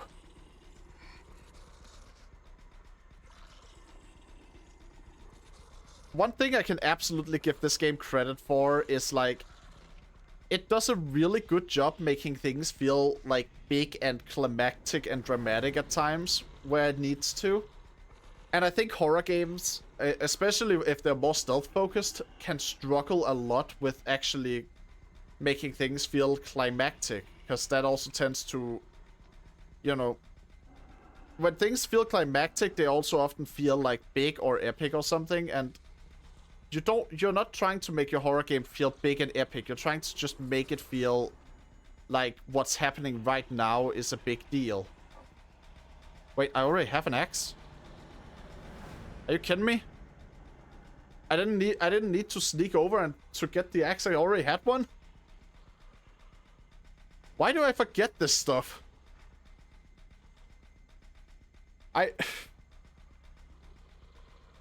Man, I'm not always... I have the memory of a goldfish. I have the memory of a goldfish and the intelligence of a gas explosion, so... You'll have to forgive me when I forget that I have an axe.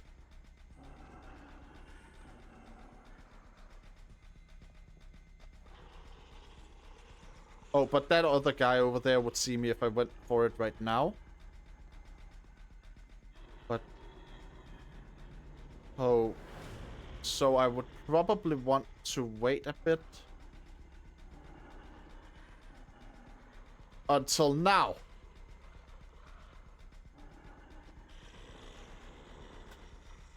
Axe to the head. Really sticking your neck out. We have a very flexible system of word endings, so if you have a word cut, all forms are cut, cottum, ote, kotu, kota. For cats, it's 5 more. Well, alright then.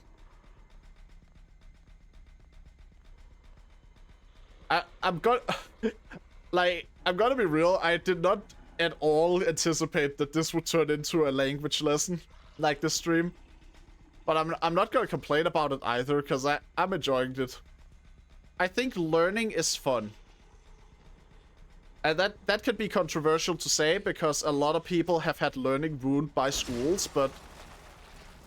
Learning is fun when it's, like, in an environment you're comfortable in and you're doing it willingly.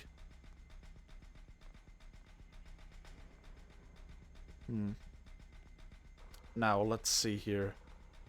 We have one guy left over here who still needs a little bit of a axe to the neck. You know, I think this guy, I think he's slightly too tall. I feel like he needs to be just a bit shorter. So at the moment he turns his back, going over to cut him down to size.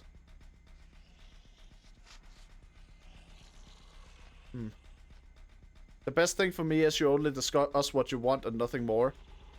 I mean, yeah, like...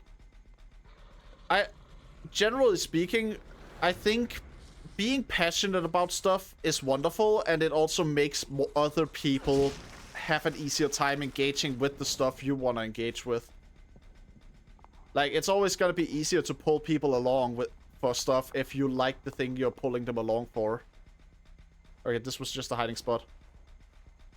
In Spanish, it's gat. No, it's gatta or gatta, and in Italian, it's gatta. In plural, you add s at the end in Spanish, and I or e at the end in Italian if it's male or female plural. All right. Yeah, in Danish we add we tend to either add e or er or just an r at the end when we want to pluralize things, which okay, over in like the US. Over in the US, there's this one place that's basically advertised as the Danish Village or something. Answer our questions. What wait. are you afraid of? Answer the question, what are you afraid of? What could haunt you so? What could you need that only we could be the ones to fill it? Was your waste of life something you wish to return to? Are you not grateful for what we've done for you? I mean, I don't feel like it's a matter of whether or not she's grateful. I feel like it's just a matter of you guys being idiots, so... Oh, yeah, that was good. But yeah, like, back to the thing I was saying. Over in, like, the US, there's this place called Solvang, I think. And it's basically, you know, it's a tourist attraction that markets itself by... saying that, like, it's a slice of Denmark in America or something. The thing is, over there, they sell a Danish treat called æbleskiver. Which, you know, that makes sense. They're marketing themselves on the whole, like, Danish thing. But when I watched an ad about it, they pluralized the plural. Æbleskiver is already plural, but they added an S to the end because you add S's to the end of plurals in English. And I'm just like, how many do you have to have before you need to pluralize the plural, you know? What are you implying, Jimenez? After what you did to him, now all of this is just conjecture. Oh, we have it in Rush, and then I hate it. Trapped inside STEM, and he's attacking anyone attempting to enter. This is What specifically do you have in Russia? Like one of the language things I mentioned, or where you pluralize a plural, or like the dish I mentioned, or what? Well, he's not gonna get me. Ooh. But like, I'm just, you know, when I watched that like ad for it, I was so caught off guard by the pluralized plural that I ended up not even paying attention to the fact that like they were selling what is a Danish Christmas like treat that you tend to enjoy indoors in like a cozy setting. They were selling that as just street food in the middle of summer. Strips, shorts, and reels are pluralized one more time. So it's literally shorts or reelsies. Oh god!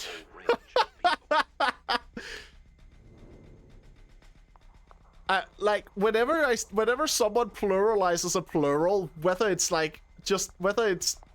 them making a mistake or it's how their language does things, I can't help but just think of like Gollum from Lord of the Rings, you know, like just the little hobbitses. Like you become a Lord of the Rings character if you do that. You become Gollum. At least in my head. Sometimes though, sometimes it's also just fun to pluralize a plural just because it's, you know, it can be fun because it's a very harmless little way you can be a menace. You don't know why people did that and you don't like it? Fair enough. I don't think I'd like that if that was like a staple of my life either. I can laugh at pluralized plurals because they're not a common thing for me. We will prepare one of our own. Sending someone inexperienced, we can't even be sure they can come back. Then it will need to be someone expendable. Expendable. So that's how you see me. Okay. Sorry. Kidman, why are you surprised by them calling you expendable? Literally at the date, like earlier in the game, in the previous DLC, I found a note that was basically like a transcript of the interview where Kidman got recruited. And they literally said that like one of the advantages of Kidman was the fact that she had nothing to lose and no one who would miss her. Laughed so much with the if you pluralize plurals you become Gollum. Well, am I wrong? Am I wrong?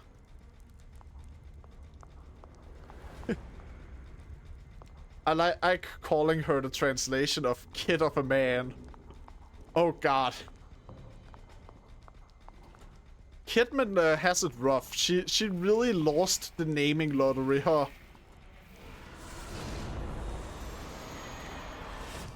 Imagine having a name where no matter how old you get, people will still have a justifiable reason to call you kid. Like, that cannot be an easy life to live, man. Oh yeah, there's a code over here. I'm probably gonna have forgotten that by the time I find the save it's for.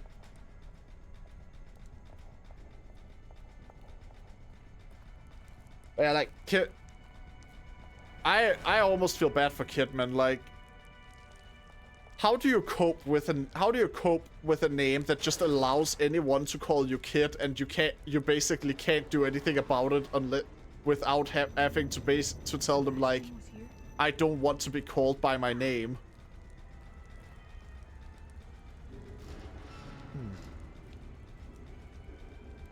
Opening a door. Well, thank you, Ghost of Sebastian. The ghost of a man who's still alive came by to open the door for me. I appreciate that.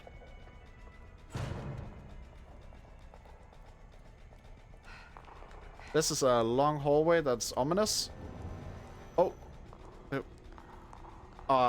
Too bad. I was hoping I'd be able to see the ghost of whatever Sebastian was running from there.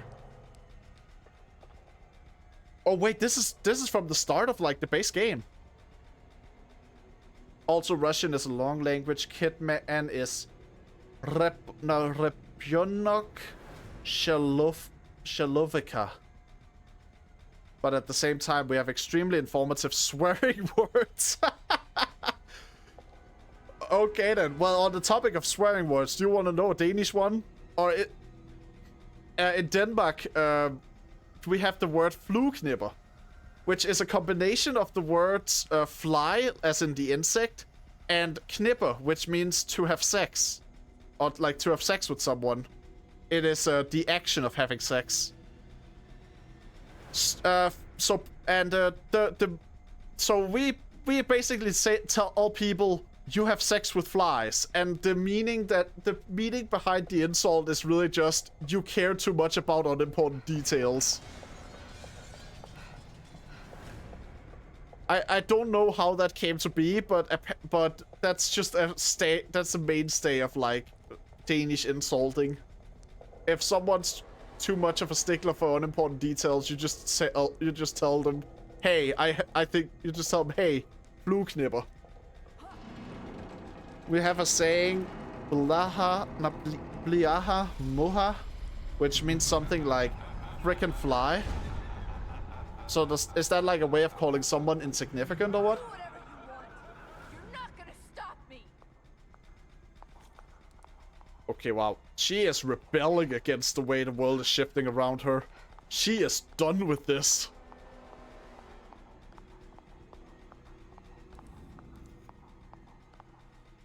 Alright then. Well, if she is completely done with it and is going to just yell angrily at Ruvik every time the world changes, then I'm entirely on her side here. It's when you're disappointed or sad with something going on. I see.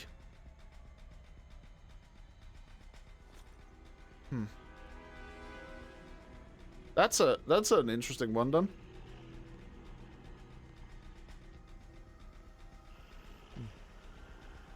Oh. It's with I would not have, like, that would not have been my first guess. I would have like just assumed that it had to do with the person you were talking to. Oh god. Oh god, oh god, oh god, oh god. I got spotted.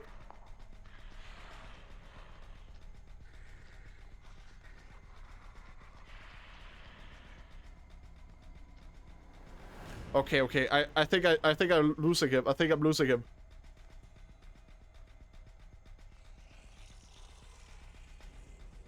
Why is he always turning around right when I'm there?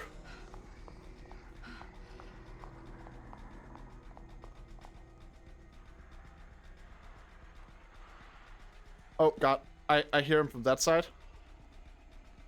There he is. Alright. Also, there's a word for an overall fuck up and a word for I'm tired so much I can't do it anymore. I mean, the second one, I feel like if people my age got a hold of that in Denmark, we would just be saying it so much that the word would lose all meaning.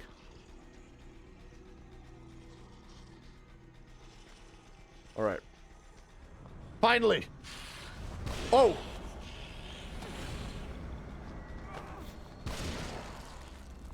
Okay, it may have no ammo, but I just got a gun.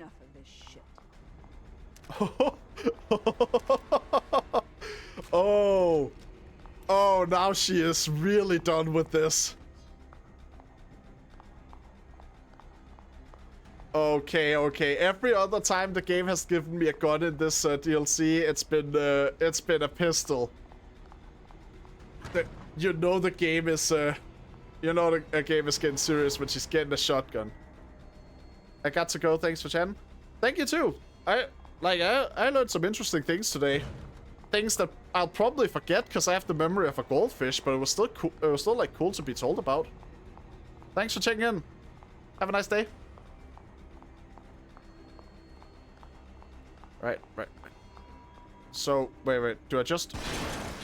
All right.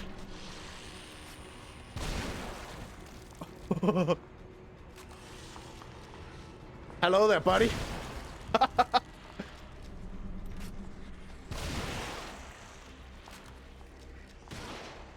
Oh, you got one too?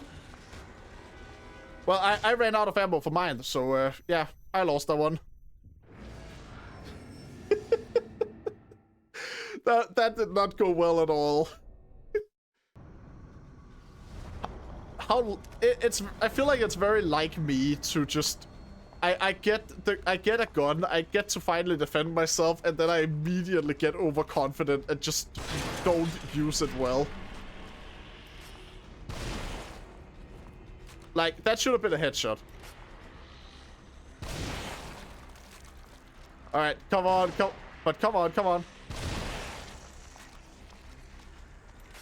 Hello there.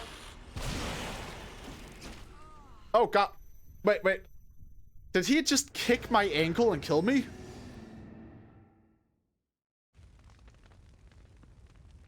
Why, of all places, this is like, this is so obviously supposed to be an empowering moment. Why am I choking now of all times? I have been doing so well this stream.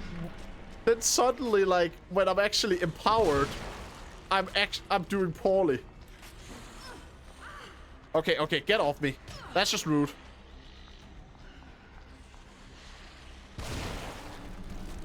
Oh, reload. Oh my God, I missed.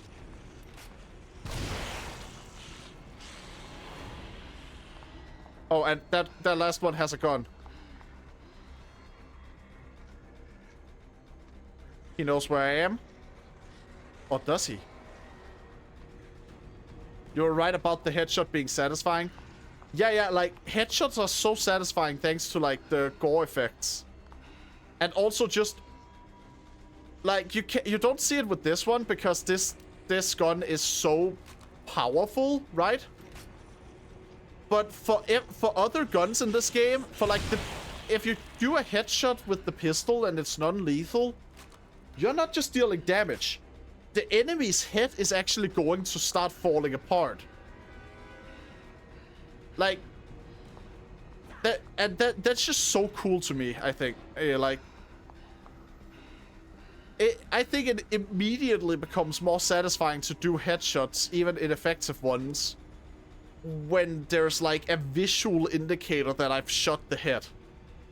I've had enemies come at me while half of their face was gone. Okay, nothing in here. But yeah, like, I've had enemies come at me with half their face missing because that's just how I hit them with a headshot. And it didn't kill them, so, you know.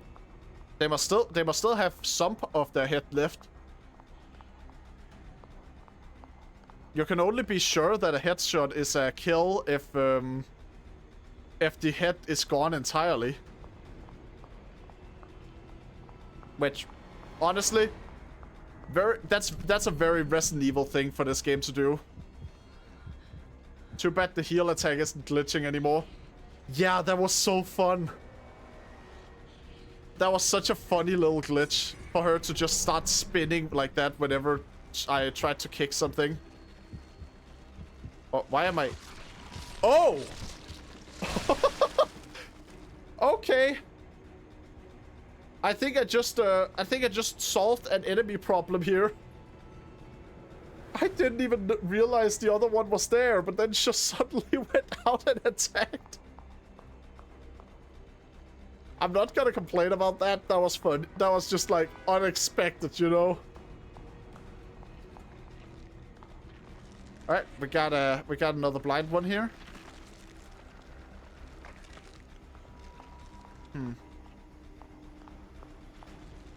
Might as well not waste too much of my ammo here. Just distracted with a bottle and vent. Sussy baka time!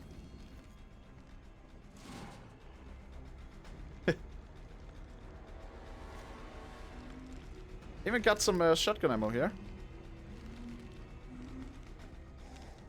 Alright, now.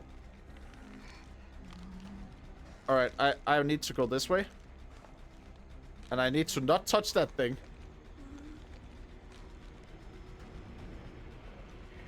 Yeah, I remember in RE6 enemies having barely any hit and they were still trying to bite.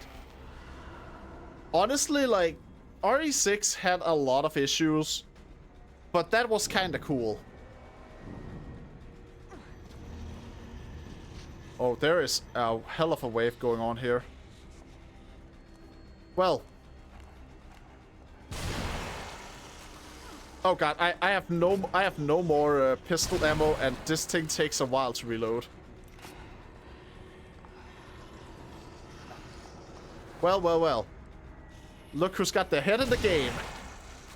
Not you. Not me either, because I just died again. I really need to just stop being so... I need to get better here, man. This is just a skill issue, like nothing else.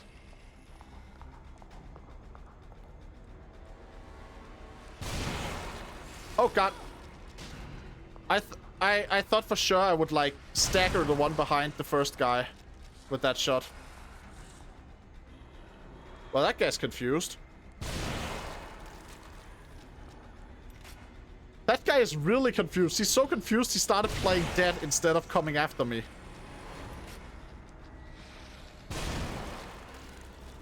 Oh well. Oh fuck. Wait, wait, wait. Oh, I am out. I am out. If I can't run, I have too little health to run, and if I get hit once I die. So okay. They weren't feeling my jokes. Yeah. They took offense to it. I don't personally take offense to my jokes. But I think they did, because their heads exploded from frustration.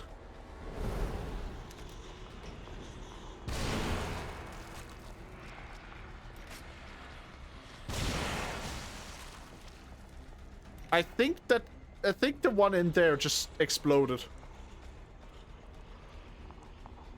Well, okay then. Well, gang, I'd love to stick around, but I think the show's over. Bye. Oh, there is another one there.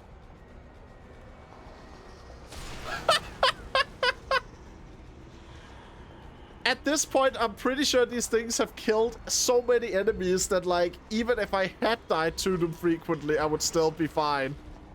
I would still just be able to say, like, yeah, I'm not dying to those things. Alright. I am, however, not hitting properly. There we go. There we go. You don't need a hit. I need a ladder, though. I need a ladder. Up Daisy?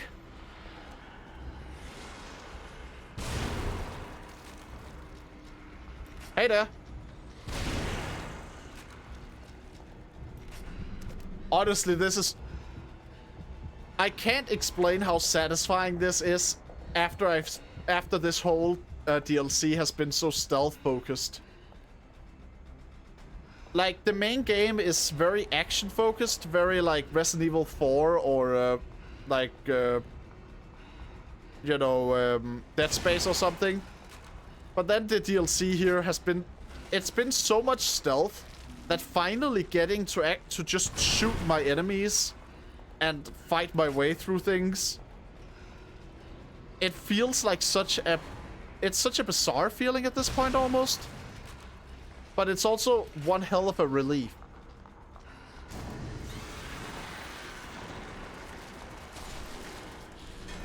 Oh, fuck.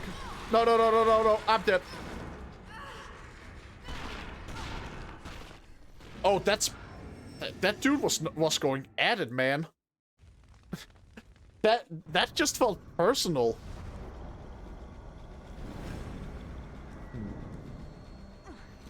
But yeah. So I'm gonna be real. I think maybe I should just keep going.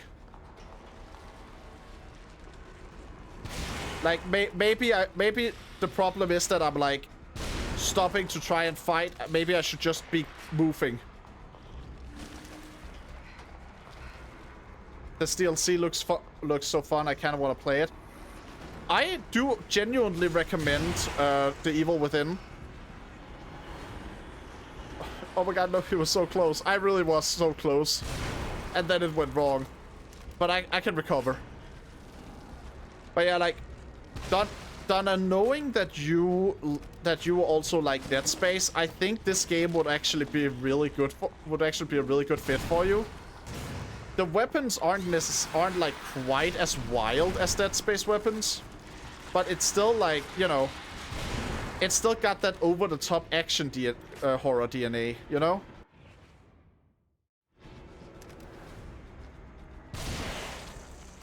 The DLC here is more stealth-focused, maybe, but like, if you're just playing the main game, it's very Dead Space-esque.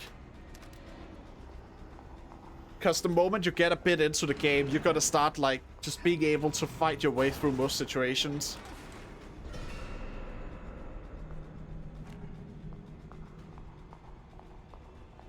Alright.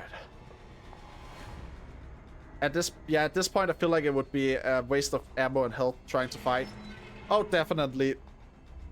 But it was cool to fight through, you know?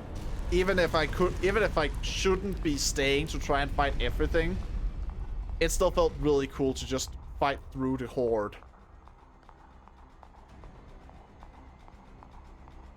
But this DLC is stealth focused, so it makes sense that just fighting through everything would not be a good idea.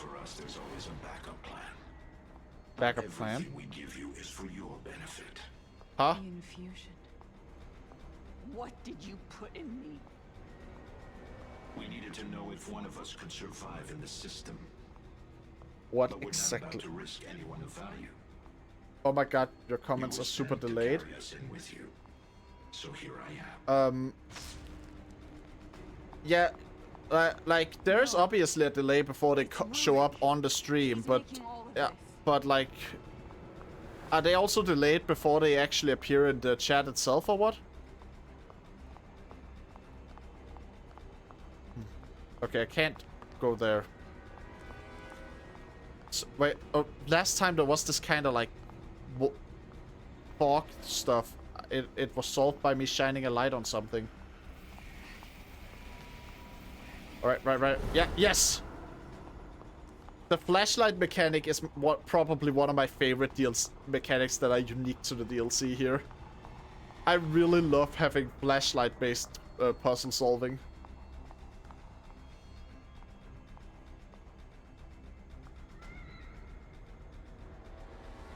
And time to pet the safety kitty.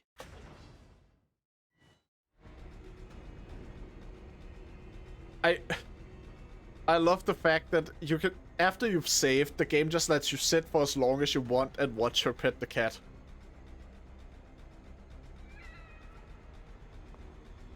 I wonder, there's gotta be like an achievement or something for petting the cat a certain amount of time, right?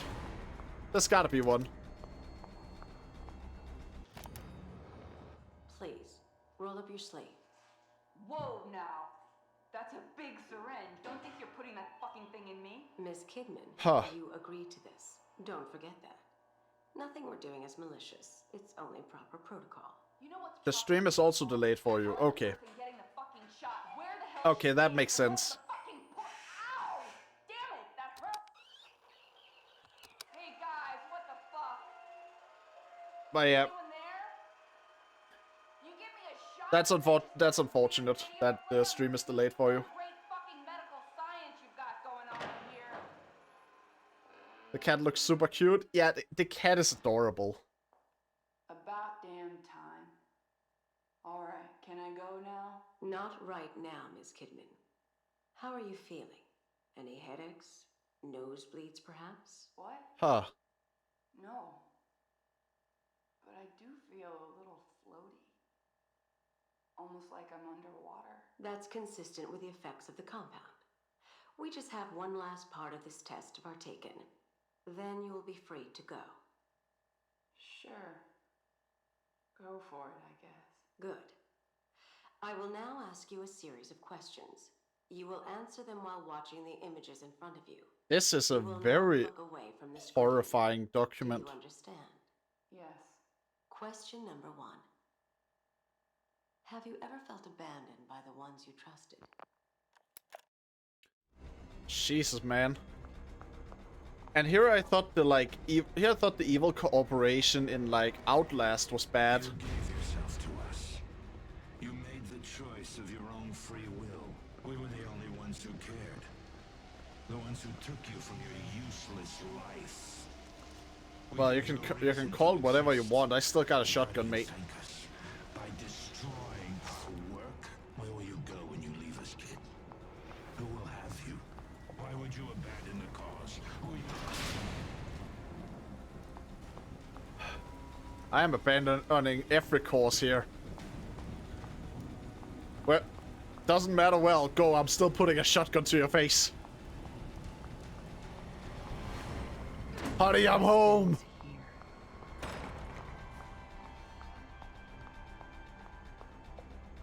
I don't remember where I picked up that habit of like whenever things are like approaching a climactic battle, if I get to kick in a door, I just feel compelled to yell, "Honey, I'm home." I don't remember where I got that habit. I know it's a reference to something, but I don't at all remember what the reference is.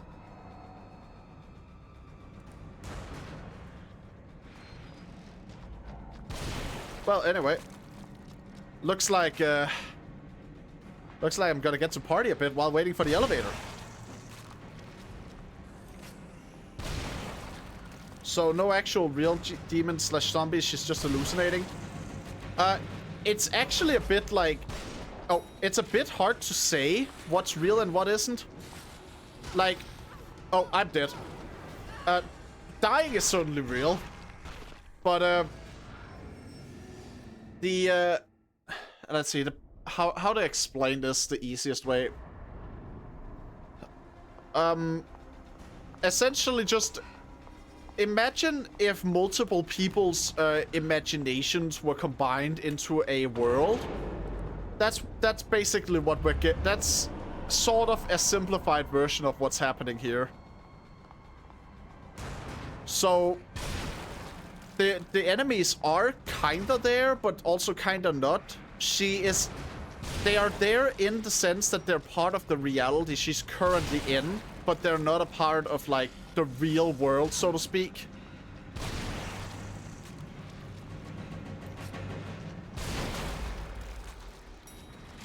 Reference to when Catwoman said, "Honey, I'm home," or "Wait, I'm not married." I actually do not. I actually did. Now that you're saying it, I know I've seen that one, But I also know that me yelling, "Honey, I'm home," dates back further than me having seen the Catwoman thing. Also, I really wish I had bullets for my pistol, because I would be slaughtering this section if I did. Oh, wanted to try it. Can't fault me for trying. Oh, they're not even giving me the option to hide under the bed anymore. They're just like, yeah, this is the climax. You better fight.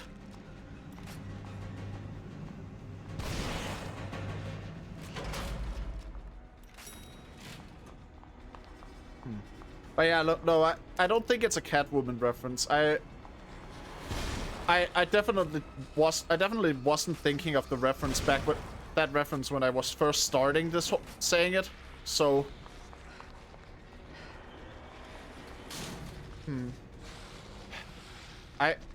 I don't know where it's from.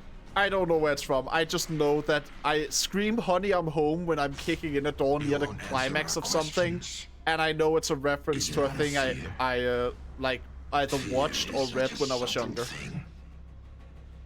But when one experiences true fear, is when they can be controlled. Is it just me, or is this guy louder than anyone else who's talked in this game? Is an abortion. A machine designed on the premise of fear. But in a sense, it is perfect for what we hope to achieve. I'm almost tempted to just like shoot him while I'm passing by. I know it's not gonna do anything, but still. Or you will die. There we go.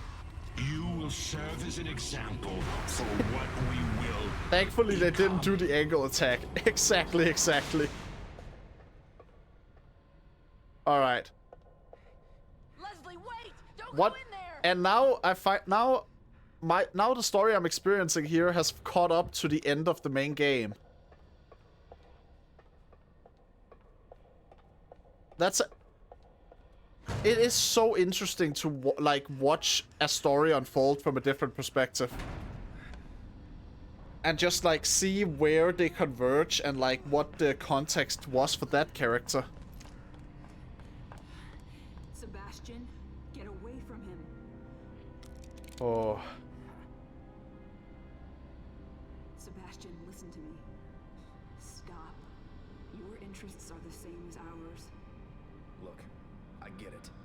You're not just some rookie detective, and this is not just some ordinary kid. You killed Joseph and you shot me. So right at this moment, that's enough reason for me not to trust you. You're a good man. That's why Yeah. doesn't matter anymore. Yeah, like, If you know despite who this kid everything, is, things are definitely past negotiation at this point. you know why he can't be allowed to live. Bullshit. It's Ruvik. He's the one that... Oh. It's firing up again.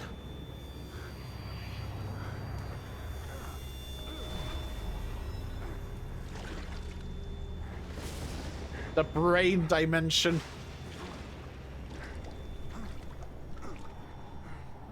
I love the aesthetic of this place, even if it is covered in the Dead Space piss fog.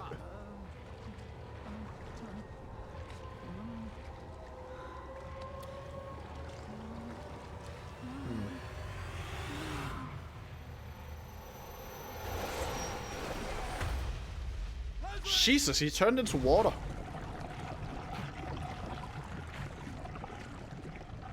I've seen these exact events unfold once already, but somehow it's still catching me off guard.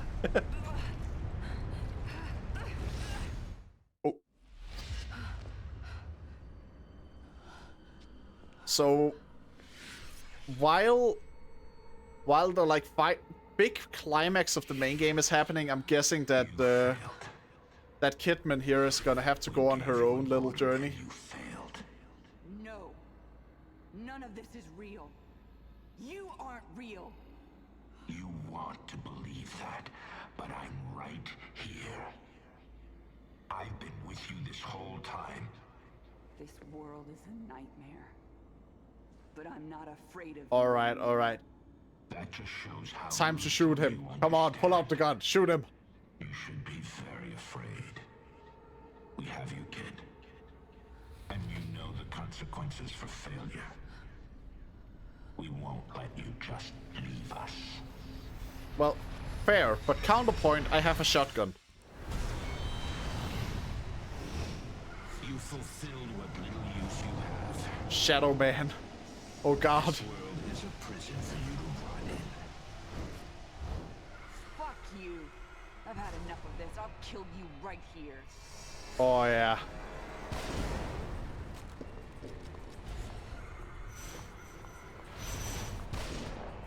All right, you can teleport as much as you want. I still have a shotgun. What does this world look like to you? All right, so I think. Oh.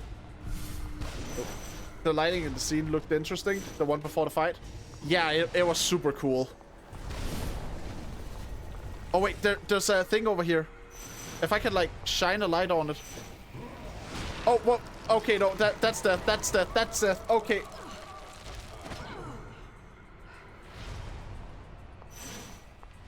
But I can get more ammo by shining lights on things. Okay. But yeah, I agree. I fully agree with like what you said about the lighting. Come on, come at me. Show me your real form. Every time you try to grab me, you're just gonna get a shell to the face.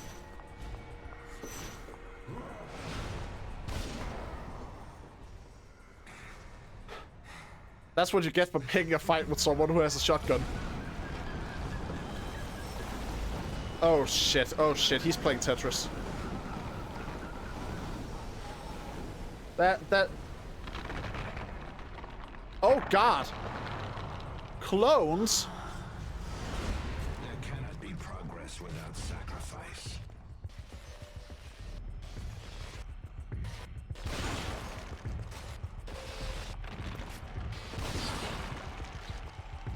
Oh god.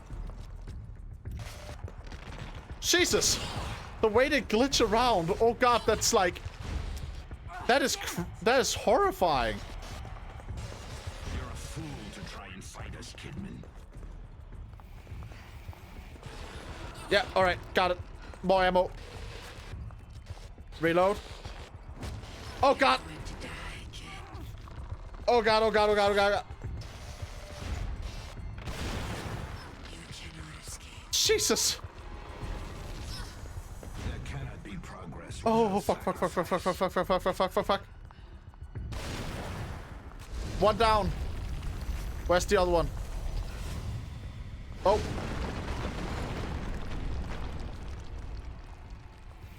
I better shine light on this while I have the chance.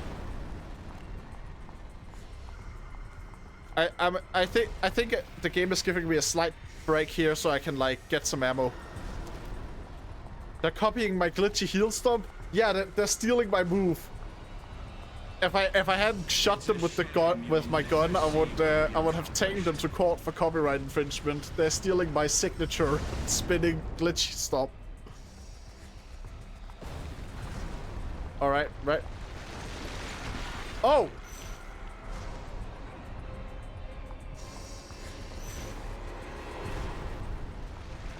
Okay. How do I handle that, man?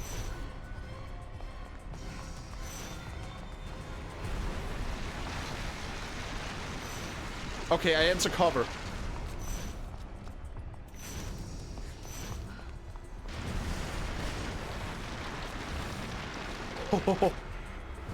All right. I am not trying to run away. I'm trying to run towards.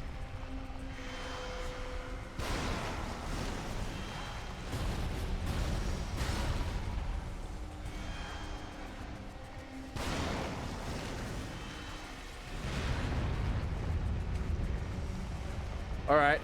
Show me what you got, man.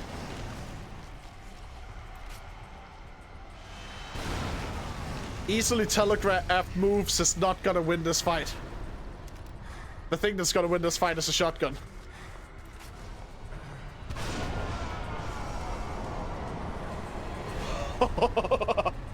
Yes. Oh, that's good.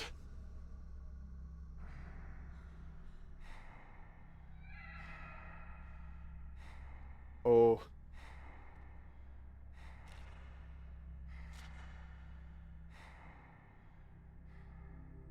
Oh, she's sitting on like the cat couch too.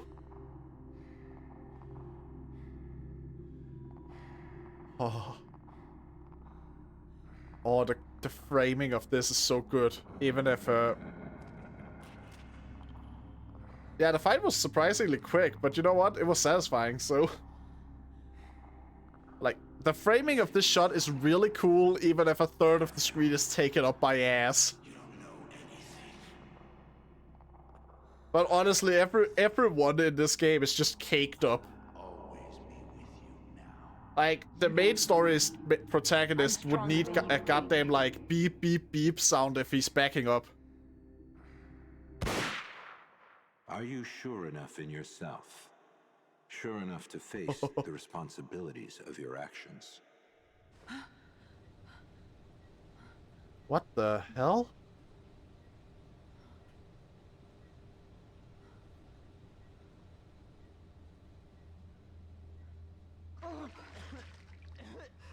Oh. How the hell? Leslie. This is interesting. So in order for... So at this point, the final battle of the main story would still be going on. How long has it been? Because Sebastian hasn't woken up yet. How did we get here? What are you talking about? Just give me a minute. I need to get my head straight. Myra, we need you back here. All right, but we've got word he wants a debriefing as soon as you get back.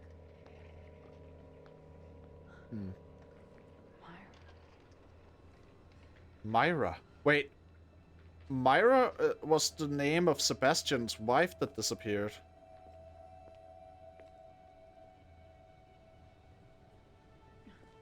What in the... Considering some of the documents I found, does that mean that when Sebastian's wife disappeared, she was actually, like, indoctrinated? Oh, damn it. Oh. Oh, the injection she got. That's probably what's causing that. They were right. I failed. But they didn't count on you. Oh. I owe you one. Welcome back to the real world, Sebastian. So she is the reason why Sebastian woke up?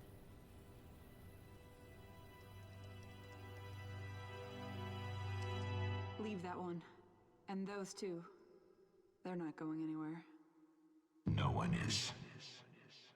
Jesus, that boss man guy's voice is super loud at times, like wow.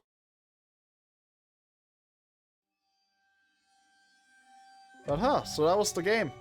Oh well, that was this DLC anyway. There's still one DLC left that I haven't played yet.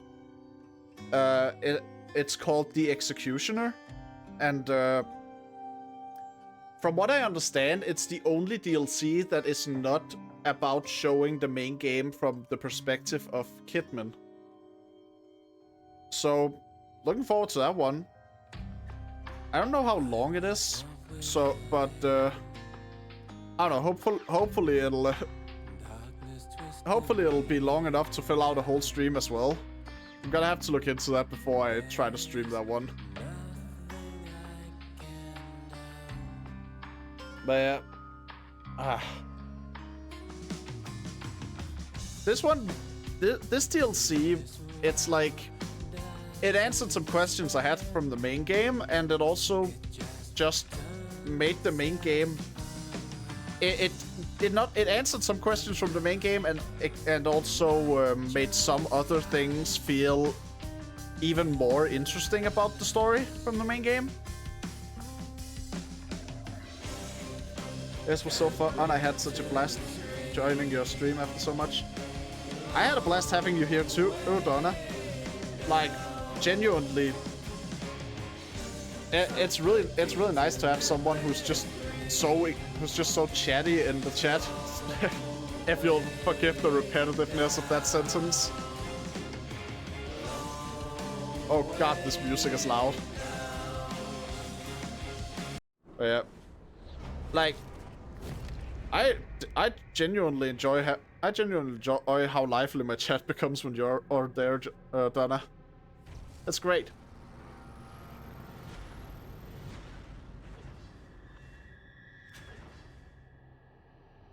Bam, and now I've made the New Game Plus save. Although I don't know if I'll touch New Game Plus at some point. But yeah, that was I didn't understand anything at all, but it was fun watching you play. Don't worry, Donna. At some point, you're probably gonna pick up the evil within yourself, play through the whole game, and then you're still not gonna understand anything. This game can be a bit of like mind-bending thing. It's really cool though. Like, it's mind-bending, but it's a really cool kind of mind-bending. As long as you don't mind my excessive comments, I'll keep commenting. Yeah, and as I've mentioned before, I don't mind it at all. Especially because it's not like you're just spamming like a single thing or anything. You're writing out each individual comment and actually, you know, providing something to the stream. Oop, I'm not hearing anything. Huh. But yeah, like, oh, now I hear my phone glitched. Okay. But yeah, like, I don't really care how... I don't really mind people, you know, writing chat messages often. I don't mind that at all. In fact, if anything, that's just cool. That my chat there being people in my chat that are like trying to keep the conversation going. That's really enjoyable for me as well. I feel like the only time there could be excessive comments at all from a single person would be if they were just, you know, spamming a single emote or something. If they were just spamming things, I mean, in general. You're writing out each individual message. I can't really complain about that. It's just, that's just fun for me. And honestly, streaming in general has just become more and more fun for me. So, yeah. Thanks for jumping in and checking and just sticking around for this stream, Donna. And also thanks to anyone else who might be watching. I don't know. Like most streamers, I tend to keep the view count off because, you know, that's not really what I should be focusing on while streaming. But I've had a good time. Gonna just close the game and gotta end stream for today. Hope you have a great rest of your day, and I'll try to join next stream, even if I just lurk or just say hi. Yeah, you too, Donna. Have a great day. And there's this little noise I like to make when I end stream, so I should just